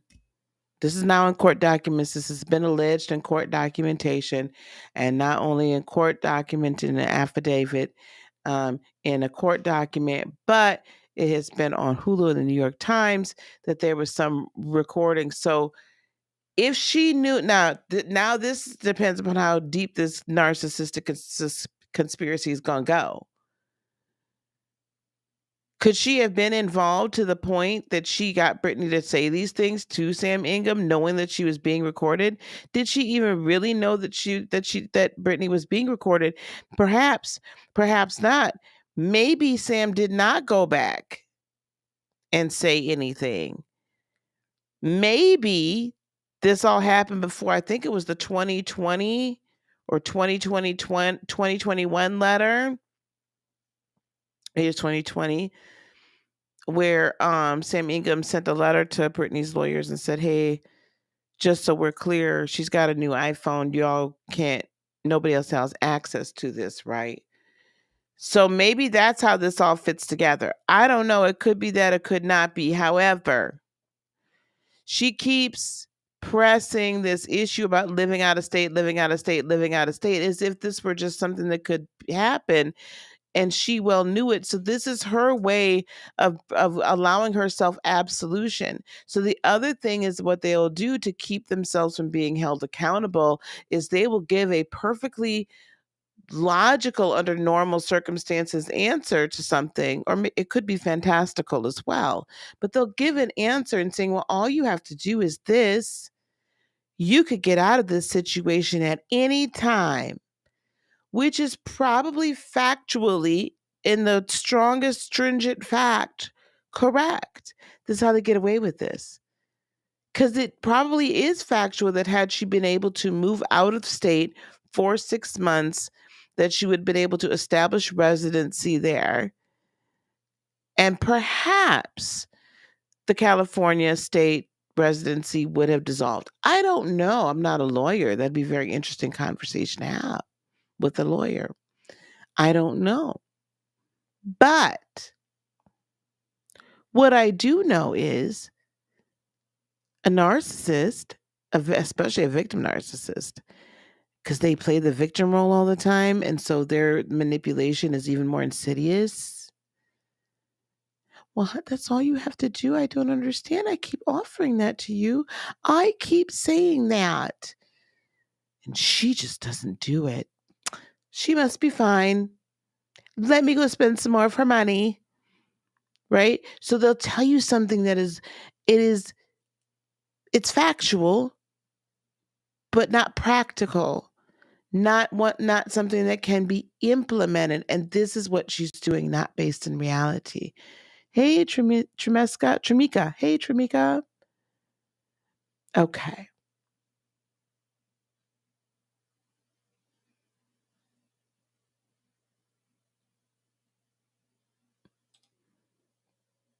Sometime in 2016. Okay.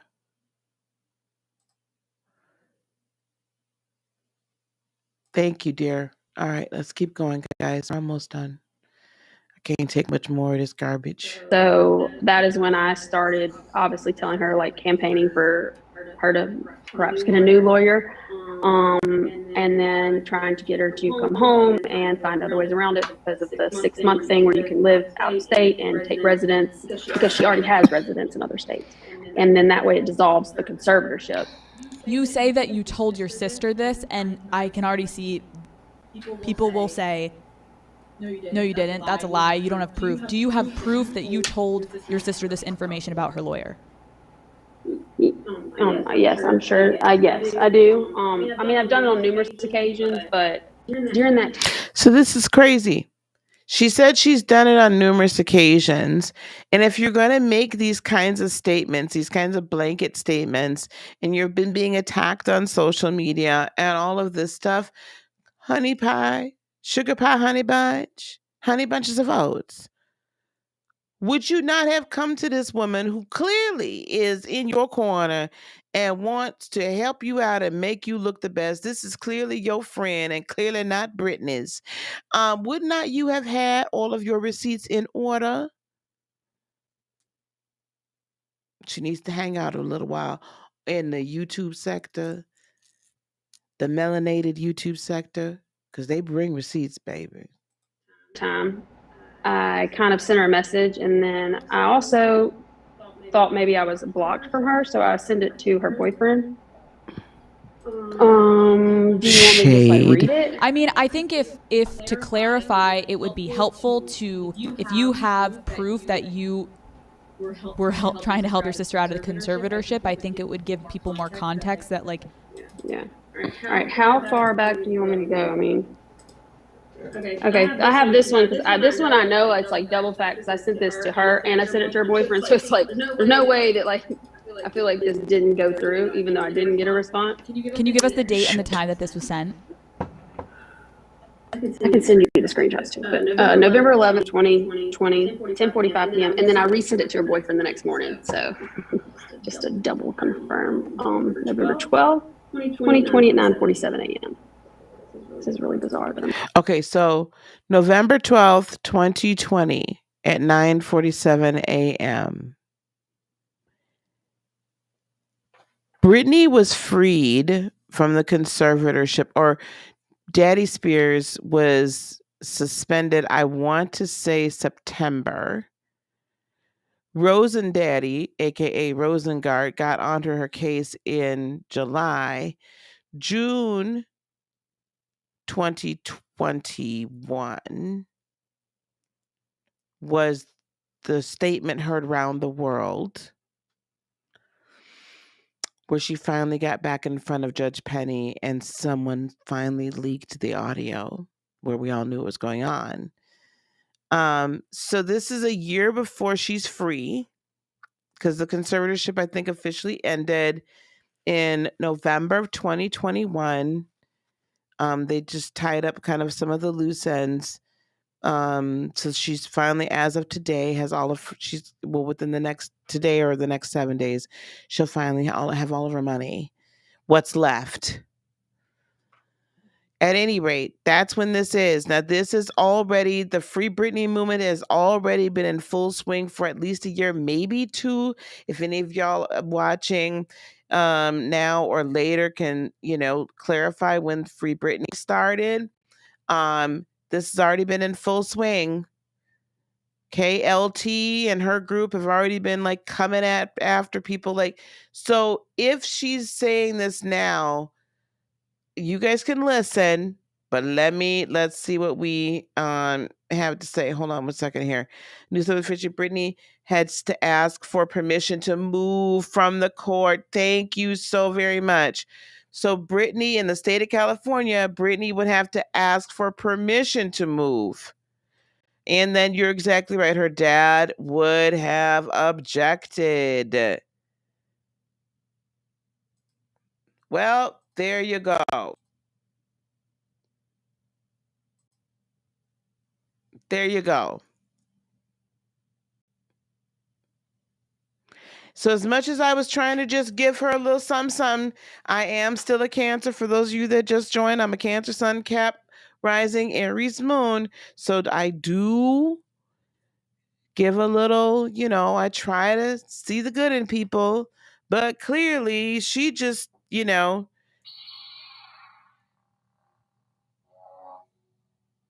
needs to be ended.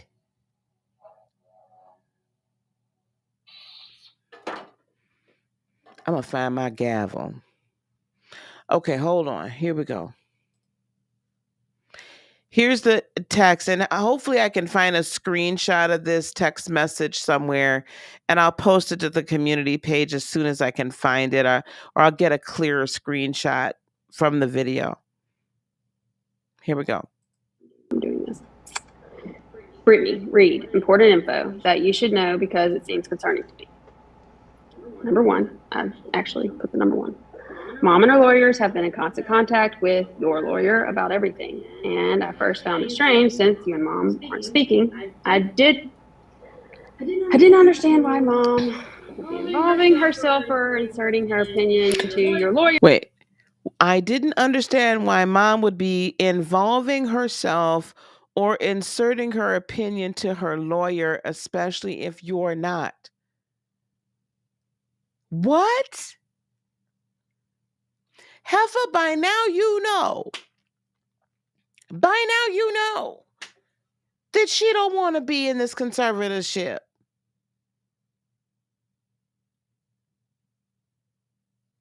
See, y'all, this is a cautionary tale. This is a cautionary tale, especially to women. Like, I'm not gonna down you because my mother was a victim of DV my whole entire childhood. Okay.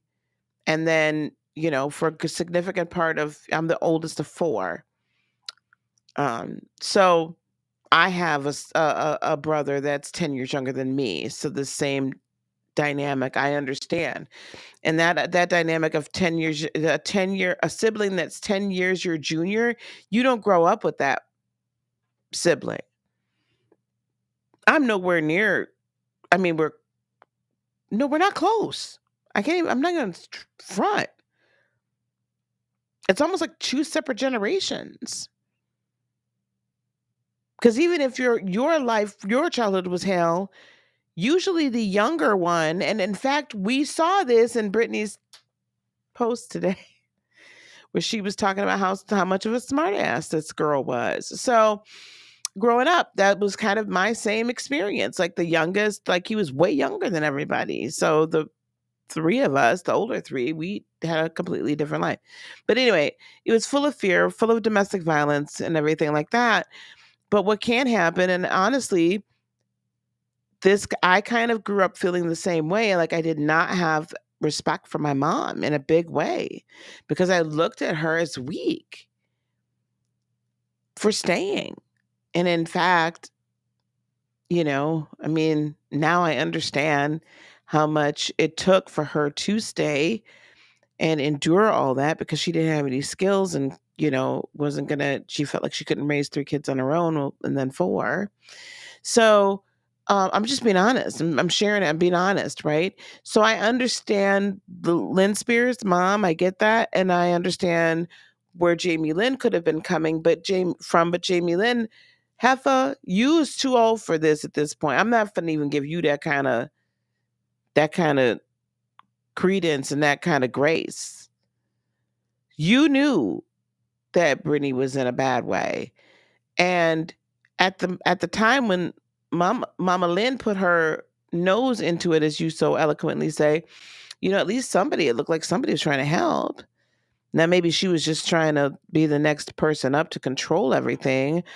But to say that, especially if you're not, like, girl, you already know that somehow everything this woman says gets back to your daddy.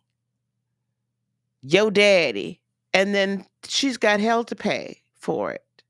It's hell to tell the captain, as they say. I can't stand this girl. Ooh, child. Especially if you've not asked her to. Okay. I quickly realized Mom's focus has been on Dad and her personal attack on him, instead of on you and what you need. I think she has your lawyer fighting more for her agenda than yours, and it's only delayed your progress and cost you more money.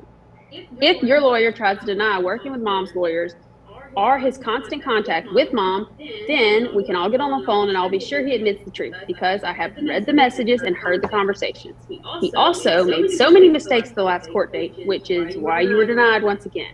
I don't know if he did such a bad job on purpose, but it's strange that a lawyer would leave so many open holes in his petition, which made it an easy denial. He is trying to create an ongoing fight with someone who isn't trying to fight, and it's clear that your lawyer loves the attention he's getting from your public legal battle, and he goes out of his way to keep his false narrative going so that he can continue to put on a show in the courtroom and get all of the press that he wants from your court dates, and he absolutely loves all the attention he gets from the Free Britney fans. He thinks it's his fan club now, which is so weird to me.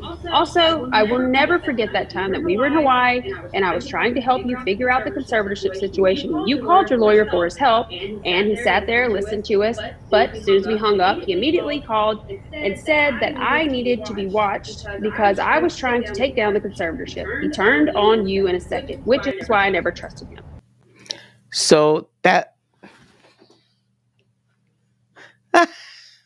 I don't mean to laugh because it's not funny. But can you imagine all this?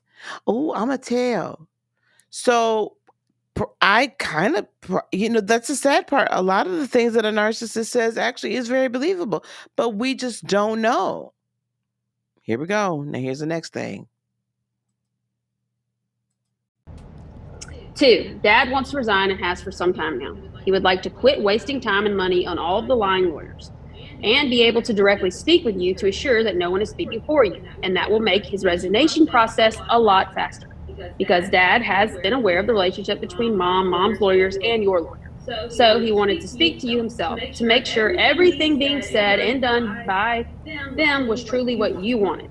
But your lawyer will not allow Dad to speak to you at all, which only drags out this legal process for you. And that clearly benefits your lawyer because he gets more money the longer this can keep going, which is why I believe your lawyer is supporting Mom and her lawyers, creating more reasons to stay in court over money and other issues that have nothing to do with Dad being removed as the conservator of your estate, which I assume is what you want the most. Pretty obvious, right? And then she says, pretty obvious, right? She's just got a nasty disposition. Now, I stopped it here because I want you to hear what's happening. Now she's saying, and Dad wants to resign. So she's Daddy's flying monkey at this point. She's Daddy's flying monkey. Now we have the benefit of hindsight at this point because we know then, yes, did he file a petition finally? A petition to end the conservatorship only after, was it after? I believe Rosengart was on the case first and then he filed this petition, or it was right around that time when she was finally granted the opportunity to, Brittany was finally after 13 years granted the right, the God-given, constitutional given right to her own, to choose her own representation. But then when he filed it so that the world could see, I filed it, I know it's time for this to be over, it was all these caveats. Yeah, I'm going to go out, but I'm going to need you to pay, millions of dollars to these attorneys, millions of dollars over here, millions of dollars over there. Let's take care of all this stuff. Let's make sure everybody gets paid. Because I've already told them they're going to get paid. And then we'll start transitioning my way out of your life so that you can have a smooth transition. Because, taking over this over your own business is your own life. You shouldn't be trusted. It would have taken him years to get out of her hair if he ever would have, but he just wanted to get paid and he thought she was going to roll over again because she wanted to be free. She didn't realize that she was done, finally done, and finally able to have someone that actually was going to speak for her. So, but she's Dad's flying monkey at this point. Because her and Lynn weren't really on the best of terms. But at this point, yes, Lynn has her own narcissistic things, right, going on, her own agenda, as we now see. But at least she was honestly like throwing her hat in the ring and saying, hey, I agree. Brittany should be able to like have her own lawyer. I agree. This should be over. I agree. Right? Jamie Lynn didn't never file not one piece of paper.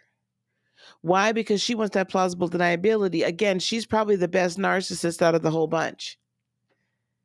She needs to have plausible deniability at this point, where she can be dancing both sides. So whoever wins in her mind, she's going to be able to ride a little gravy train. Okay, number 3. I actually spoke to Dad, and he is more than willing to agree to drop all this extra legal crap, extra lawyers, extra court dates that they keep creating only for you to keep getting denied and letting you down each time. If you're willing to speak with him and start the actual legal process of getting what you want, then Dad is on board with that as well. Number 4, I have nothing to gain or lose in this situation, no matter what happens with the conservatorship, but I'm sick of seeing this whole thing just keep going in circles, so I figured I should see if I could help. I'm upset that it's led to me not speaking to Mom, but I think that it's the right thing to do for now, so that you know everything and aren't constantly being fed bullshit. I have no reason to send you this other than I love you. I'm trying to be helpful. I'm here if you need anything. Love you. Ugh. And so that is what I sent to her and to her boyfriend. And yeah, that's it. And I just feel, I feel bad reading messages. But you know what? That's not anything anybody. I feel bad about reading messages. Girl, stop lying. Like I said those things, and there's proof to it. So like I can stand behind it. Why did you stop talking to your mom? That was a really hard time. Because I wanted her Fake tears. Stop inserting herself in the conservatorship. And so I didn't understand why we were bringing more people into the conservatorship as opposed to like taking them out. I didn't understand why we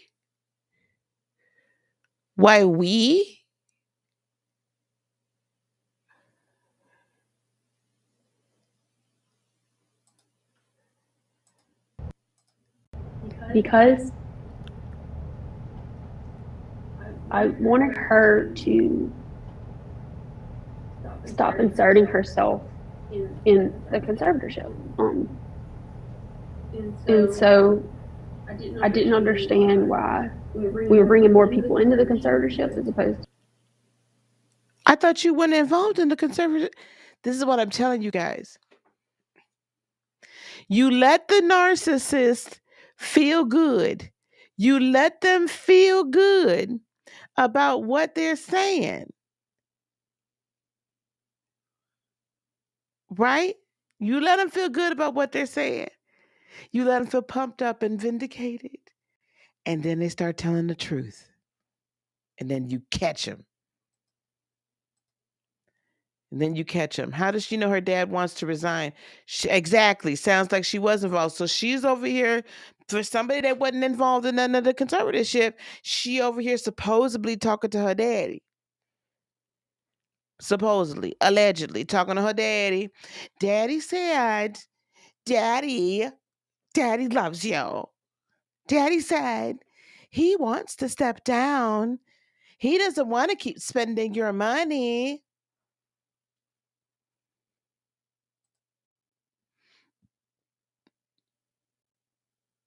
Yes. Flying monkey is a term related to narcissistic behavior.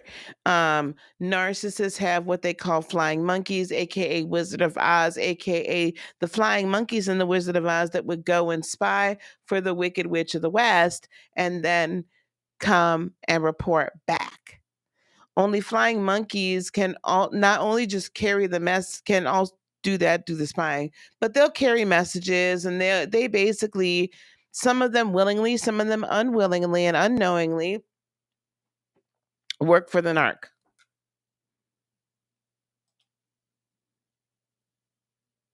I have often wondered if part of this money grab was much like what they were trying to do to Michael Jackson, what they tried to do to Prince, But they actually,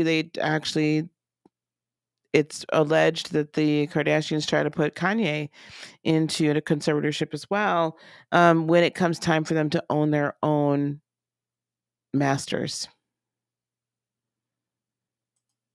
This is what I've wondered. Her mom was trying to help Brittany finally. Yep, too late. It definitely was. She is the daddy's girl. And she never respected her mother. We got to remember that both the girls reacted to the alcoholic upbringing or the rampant alcoholism. It's never been overtly said that there was physical DV that happened in the home. Certainly emotional. I can't tell you though. I mean, it feels to me like there was. I mean, all the signs are there that there was, with some of Lynn's behavior, but that's never been said, so I'm not going to say it here. But what that did do, though, I think I was trying to tell that cautionary tale earlier, is I'm sure that we see it with the girls, and probably, who knows with Brian, the brother, but that can cause a really warped, first of all, it's a warped positioning for everybody, right? Because then now the children have to become the protector of the mother. And a lot of times with the girls, a lot of times they'll lose, well, both really, the children will lose respect for that parent that stays in that situation, even if they had valid reasons. It's tough. It's tough. Okay, here we go. We're almost done. To like taking them out. I don't know. But I didn't speak to her, and I thought maybe that too would like show like Brittany like how committed I was to her. Like, if she had an issue with her, I was like, I wanted to like, be there. I guess I don't know. It was stupid. I guess. Did the public know that your mom was involved? Well, my mom she got lawyers recently to try and remove Dad. And that was really complicated to me because I was like, now you and Dad are fighting each other. So mom and dad had been, that's again, if this ever comes to light again, this little girl here, as smart as I just said that she was, she's still trying to save her own neck. And being the narcissist, allegedly, in my humble opinion, that she is, she's going to say whatever is going to put her in the best light. And so mom and dad get thrown under the bus. I'm the only one that's really been looking out for you, Britt. And I've been talking to dad. Mom she's never been able to talk to dad. She's never been able to stand up for us. That's actually true. And then what about like it just really confused me. Like at the end of the day, like that didn't seem like the right way to go about it to me. It just seemed like then it became a whole nother legal battle, and that was really hurtful to me because I'm just like, oh, now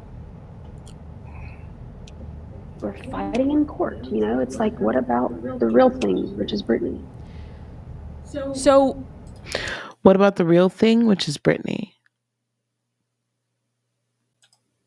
I think you reading this text message clarifies a lot, and this isn't going to make a lot of people very happy that I just read that, but I did. No, it's not the fact, dear Jamie Lynn, that we're not happy that you read it. It's the fact that, first of all, you didn't read it all, and I will find the entire text message so I can put the screenshot up. You skipped some very important spots in there. But what it does show is that it took you until November of 2020. November of 2020. If you had that much control over or influence on your father, how come you didn't try to convince him beforehand to end it? Oh, that's right, because we needed to get that work done down in Louisiana, didn't we? I wonder how many other contracts your husband's company was given, or you yourself. I mean, had you ended this thing, helped to end it a long time ago, you wouldn't have gotten exclusive use of that huge condo in Destin, Florida. You wouldn't have gotten to sing on stage and sing your sister's songs that are hits and remixes and rub it in her nose when she wanted to do it on her own, right? To do her own. You wouldn't have got to experience all that stuff. You wouldn't have gotten to see the knife turned in her back.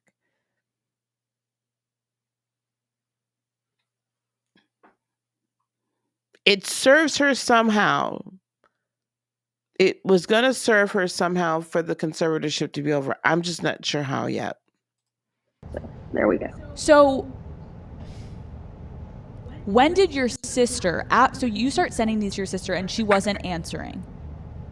Do you think she didn't have her phone? Like, why do you think she didn't answer? She would block me on and off, and for different reasons. I don't really know sometimes. So then I would just send it to her boyfriend or her assistants, and I would just say, for Brittany, for Brittany. Could you show what is the next thing that Brittany texted you?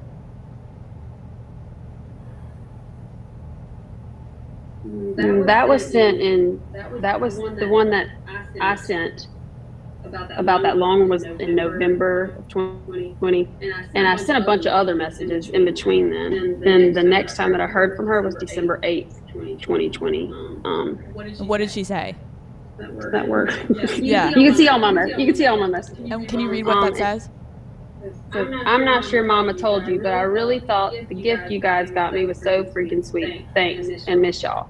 And that was because I sent her this big dress up set up for her birthday, and they went there and they set it up. And at first I didn't hear from her, but I still, I wanted to send her something for her birthday, that she knew, I'm never going anywhere. I'm still gonna aggravate the hell out of you. And so she did. She thanked me. I mean, it's her birthday, December 2nd. But so she never acknowledged those texts.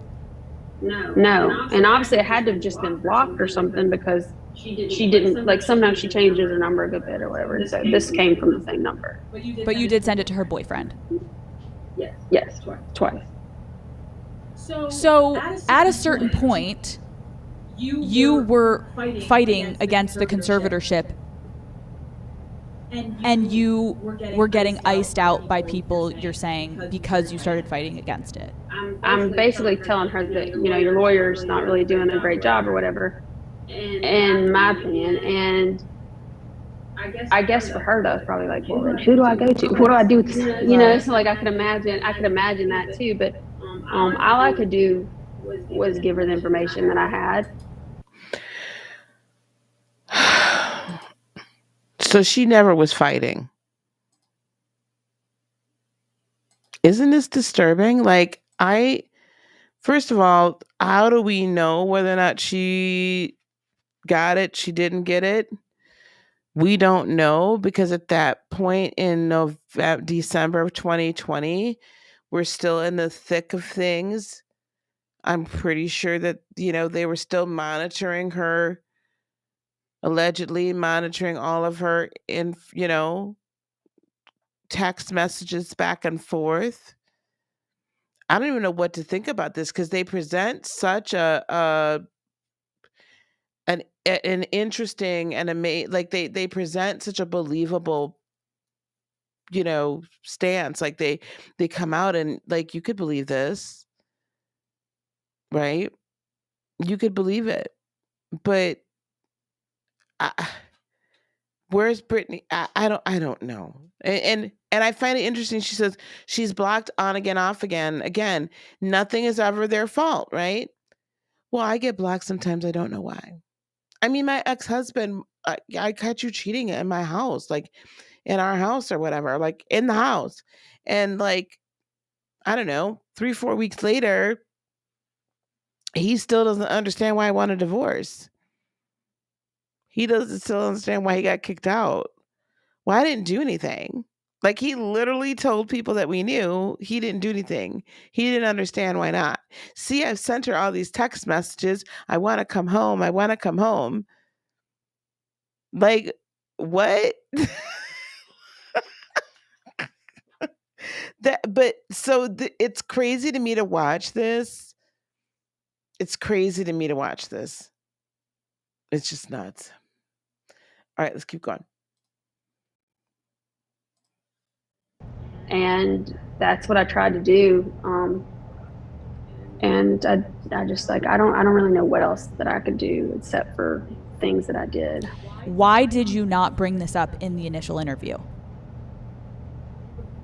I'm afraid, like, number one, not only for my personal relationships, but legally, like, I'm talking about things that I didn't know. Like, I don't know. I'm afraid of, like, I don't want to get in trouble. So I did speak to my lawyer, and, you know, they said, if you're, I mean, I'm reading messages I sent, so it's not like I'm making this up. So come for me, you know, like, whatever. Like, I checked it legally, but I'm nervous. Like, I'm still nervous. This sucks. This sucks. But hey, the truth is the truth. And at the end of the day, like, I don't have any options left. So, like, The truth is the truth. I tried to help her. I don't know why y'all all over me. I don't know why she's not seeing that. Of course, I tried to help you, Brittany. I tried to help you, sissy. Remember all those messages I sent you? And I got in trouble with mommy and daddy because I was telling you to get out and do whatever you need to do. I wasn't going to keep getting in trouble. I'm a 30-year-old woman who is worried about getting in trouble from my parents. What? Now the pity. We're supposed to feel pity for her now. Everybody, the collective, oh, poor baby. like, here's the messages, do whatever. And there's that. When you gave your answer about the trust and that you did not follow through with signing and becoming the trustee over the trust for Brittany's children, it was still vague.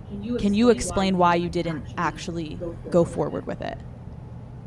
Well, number one, like, yes, my sister asked me to do that, but I was aware that, like, you know, I didn't really think she was being represented properly by her lawyer. And then also, everything she did that time was under the conservatorship. It didn't matter what kind of legal thing was done.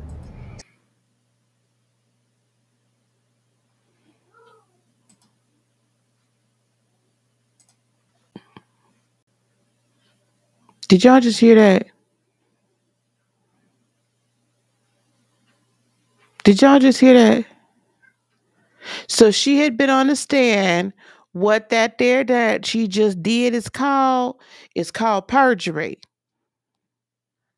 Heifer, before you got your little cease and desist, before you saw all the documentation, oh, that's right. Okay, Pisces moon. Okay. I did have to shut it down for a second. I had to break this down for a moment because I want y'all to see how serious my face is right now. This heifer recorded this after Rosengart's. Oh, I gotta figure out which way to put these braids. After Rosengart's latest filings, go to that surprise witness on Instagram. She did a couple of lives reading that, and Your Honor noted, I think is what it is, on Twitter. They posted all of them. Anyway, Rosengart posted that he filed all of this stuff with the court. And basically, that's how we found out that Big Jamie had paid Lil Jamie, because her husband's name is Jamie too. Lil Jamie Watson, paid him $178,000 to put something in this house down in Louisiana that he then sold or let go or something, and there was a $57 tax bill. Child, I don't know what to tell you, but anyway, my point to the matter is this. See, now all of this information has now come out, or these allegations, and now we're going to be doing discovery. So that had come out there after she did the first thing drop. Baby, when I tell you because they had court yesterday, and all of that dropped on the 18th. Sister girl had to clean her shit up because, see, we was on that behind. So just like I had just told you that what she said was somewhat factually true before, now we get the real truth. Because, see, now I got to clean it up a little bit because I done messed up. So now I got to tell you a little bit more of a little truth and a whole lot of lies. Here we go. Hold on. We almost done, child. Ooh, child. So that would mean by me signing something like that, I am doing something under a conservatorship that I don't necessarily trust. So I didn't want to sign anything that connected me to the conservatorship, even with something as like that. I wanted no part of the conservatorship. So even signing a trust for the boys, I did not want to agree to it because it was still under the umbrella of the conservatorship. Everything was. Where are you at now with like moving forward and how you're going to handle your relationship with your sister, and how do you want to handle it? Well, like I said earlier, like there's two separate things here. There's the relationship I have with me and my sister, and there's this other part where I have the right to defend my name and defend my family, to protect my family. And those can be separate, where I'm saying like, y'all don't know what the hell you're talking about. Here are the facts, and you want the truth. Here's the truth. We want all the truth, Jamie Lynn. Not just a little bit, and not just what you choose to tell us. This is, again, if you ask so crazy.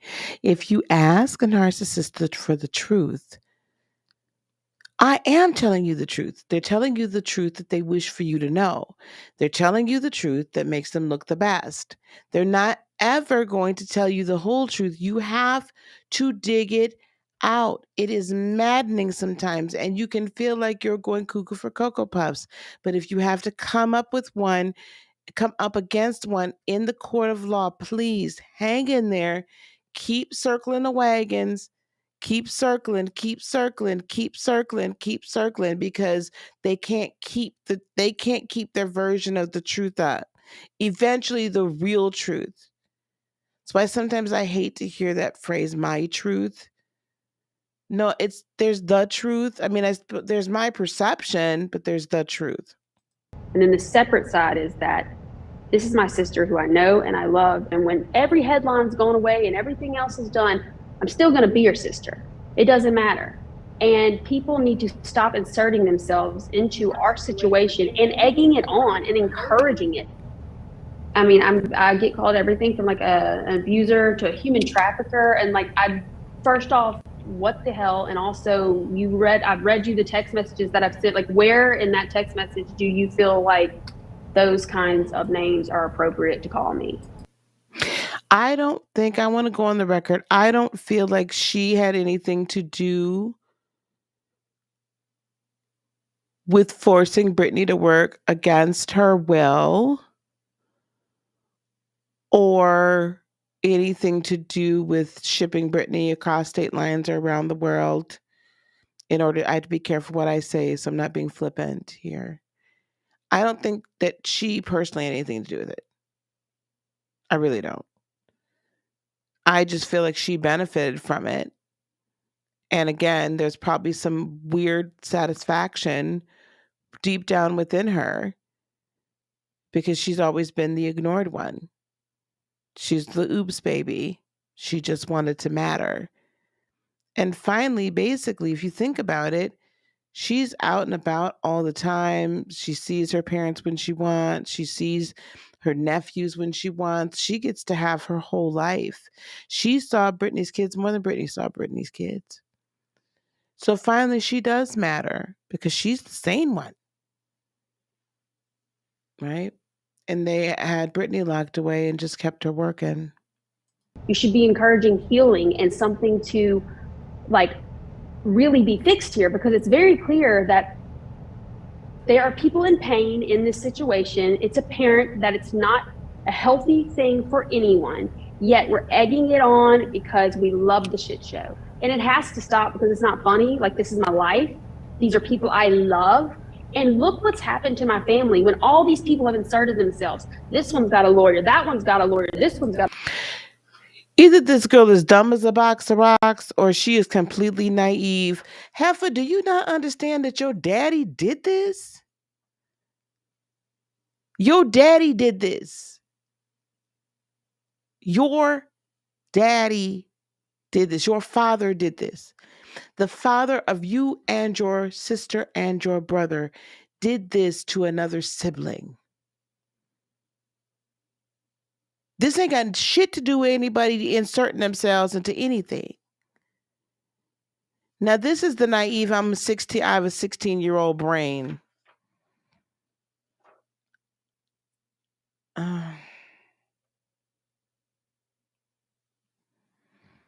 How much more longer do we have? Well, child, we got a couple minutes. Oh, God, I can't take this no more. A friend. This one's got an agent. We need to separate it all and just be a family again, or else we're just going to end up back where we started, and that's not what we want. So next time people just decide to go ahead and have fun on the internet, oh, it's so funny, these two. No, this is my blood. I'm going to choose her over you every single time. I've sat silently and I've allowed all this crap to happen, but I'm done. Okay, because I have the blood of my children and my wonderful life that I've created, and I'm allowed to defend it. I love my sister. I'm always going to love my sister. But anyone who's encouraging this kind of thing and encouraging this behavior, you are just as guilty as anyone who has been abusive or anything else of the comments they like to say. Like, what are you doing? All I want to do is love and support my sister and end this nonsense. This is ridiculous. Like, the world, just grow up. How would you, moving forward, like to handle all of this with your sister? Privately. I don't want to do this anymore. This is embarrassing. I want to do it privately, and I want to go be her sister as I've always been. That's it. And to everyone that's like, well, you say you want to do it privately, but now you're like going on and you're exposing stuff like this. Like, can you explain to people your reasoning behind speaking up in this capacity? Because if I don't, it's going to go on forever and ever and ever and ever. I just want to shut it down and guess what? I don't ever want to talk about this ever again. And I won't. Like, that's it. Here are the facts. If you want to believe them, great. If you don't, whatever. These are the facts. You can't work around that. And I don't want to talk about it anymore. That's the point. It's like, this is just me being pushed to the very end. And I don't want to keep doing this. So here, take it. Well,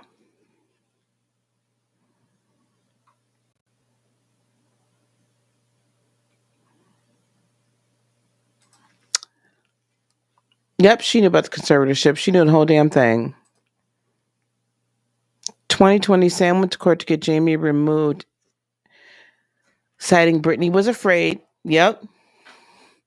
But Jamie Lynn writes a text at the end of 2020 slamming Sam and Lynn while defending her dad or speaking up for him. Okay, I'm going to address that because, yes, Sam Ingham went to court because it was getting to the point that the Free Britney movement was out. There was people looking into this. Like, people were not just like, this couldn't just continue to happen behind closed doors. His filing, though, to have Jamie removed as conservator, he was supposed to, okay, so that had happened, but, and then they brought in Bessemer Trust, which turns out to be linked to LT as well. And so that, I don't know that would have been any better, but the Judge Penny signed off on the order to make Bessemer Trust the co-conservator. Or no, she was supposed to sign off on the order. Sam Ingham was supposed to file the order. Sam Ingham never filed the order until June of 2021.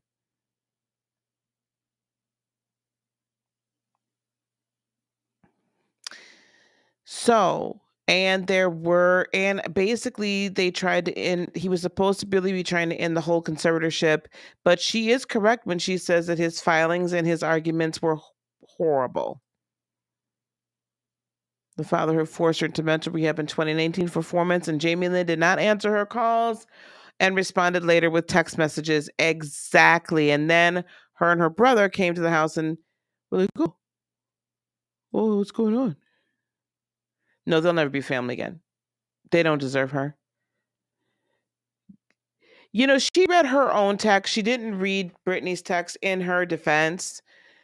However, I'm just going to say again, if I were her and it were honestly true that I had been sending my sister text messages and trying to get her help and trying to get her out of this conservatorship behind the scenes for years, I would have had so many text messages. The 45 minutes to an hour would have been filled with them. A, B, if I weren't delusional or weren't profiting from the enterprise here, the basically organized crime unit that was this conservatorship, in my opinion, and either weren't benefiting from it or scared of not benefiting from it, I would have joined the Free Britney movement. I would have been the biggest Free Britney person out here. I don't know. She'll be on another show in a couple weeks. Her book is getting horrible reviews now. This has completely backfired on her. I think if I'll be very interested to see what happens now that this has been released. I will be very interested to see how Brittany reacts. But if she shows up on another show in a couple of weeks and slanders her sister, I can guarantee you, is going to not be happy. Right, because if I don't, people might not like me. Yep. Honey, these people have to decide. That's wonderful. I mean, I think that's beautiful. Pisces moon.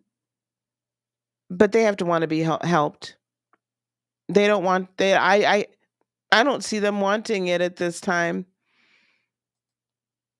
Yeah, Brittany does need to heal. This is the other part I want to talk about too. I mean, I love the fact that but Jamie and I don't see them wanting to heal. This other thing I want to say, if you have been dealing with narcissistic abuse and you're out of it finally, and you've been tortured and tormented by it, you do need to take time to heal, and it's okay. It's okay for you to be okay with taking time to heal. You know, I definitely don't disparage counselors or anything like that. If you find, go to some good energy healers. Certainly, I mean, I do it, but I don't do it as often. And if you need some help, we have a network of energy healers that can help you heal from narcissistic abuse, and all that goes along with it. It took me a while. So it's nothing to be ashamed of. Definitely nothing to be ashamed of. And, be sure you get help. Reiki healing helps. Meditation helps. You need a lot of chakra healing and clearing, alignment, a lot of shadow work. The one thing I will say, if I could give any advice to anyone that's come out of these situations, is to do your shadow work, because that will help strengthen you and it will help you stand up to these people in your life and for them not to affect you nearly as much as they had before, or at all. For you to be able to raise yourself to a point of neutrality, and then that in and of itself protects you from being sucked in by another narcissist. Because it's really, really, really the beautiful thing that can happen after we exit out of a empath narcissist relationship is that we get illuminated to us what our deepest areas of healing are that are necessary. And if you can see that beauty in it, then you're going to do fabulous. You're going to heal right on out of it. Right? So, all right, gang, this is almost a 3-hour live. Child, it's been a minute since I've done this. I'm going to get on out of here, y'all. Thank you so much for being here. This will be up again. I did put the link to the whole situations in the podcast in my description box below. You can that's the Spotify link. I don't use iTunes, so or Apple Podcasts. So but that's a Spotify. I think she's exclusively on Spotify anyway, so you can watch it uninterrupted without me starting and stopping it the whole time. And thanks for being here. We'll talk about some more stuff this weekend. Peace, love, blessings, and joy be unto you today, tomorrow, and for all eternity. I love you guys so much. Namaste. Bye-bye.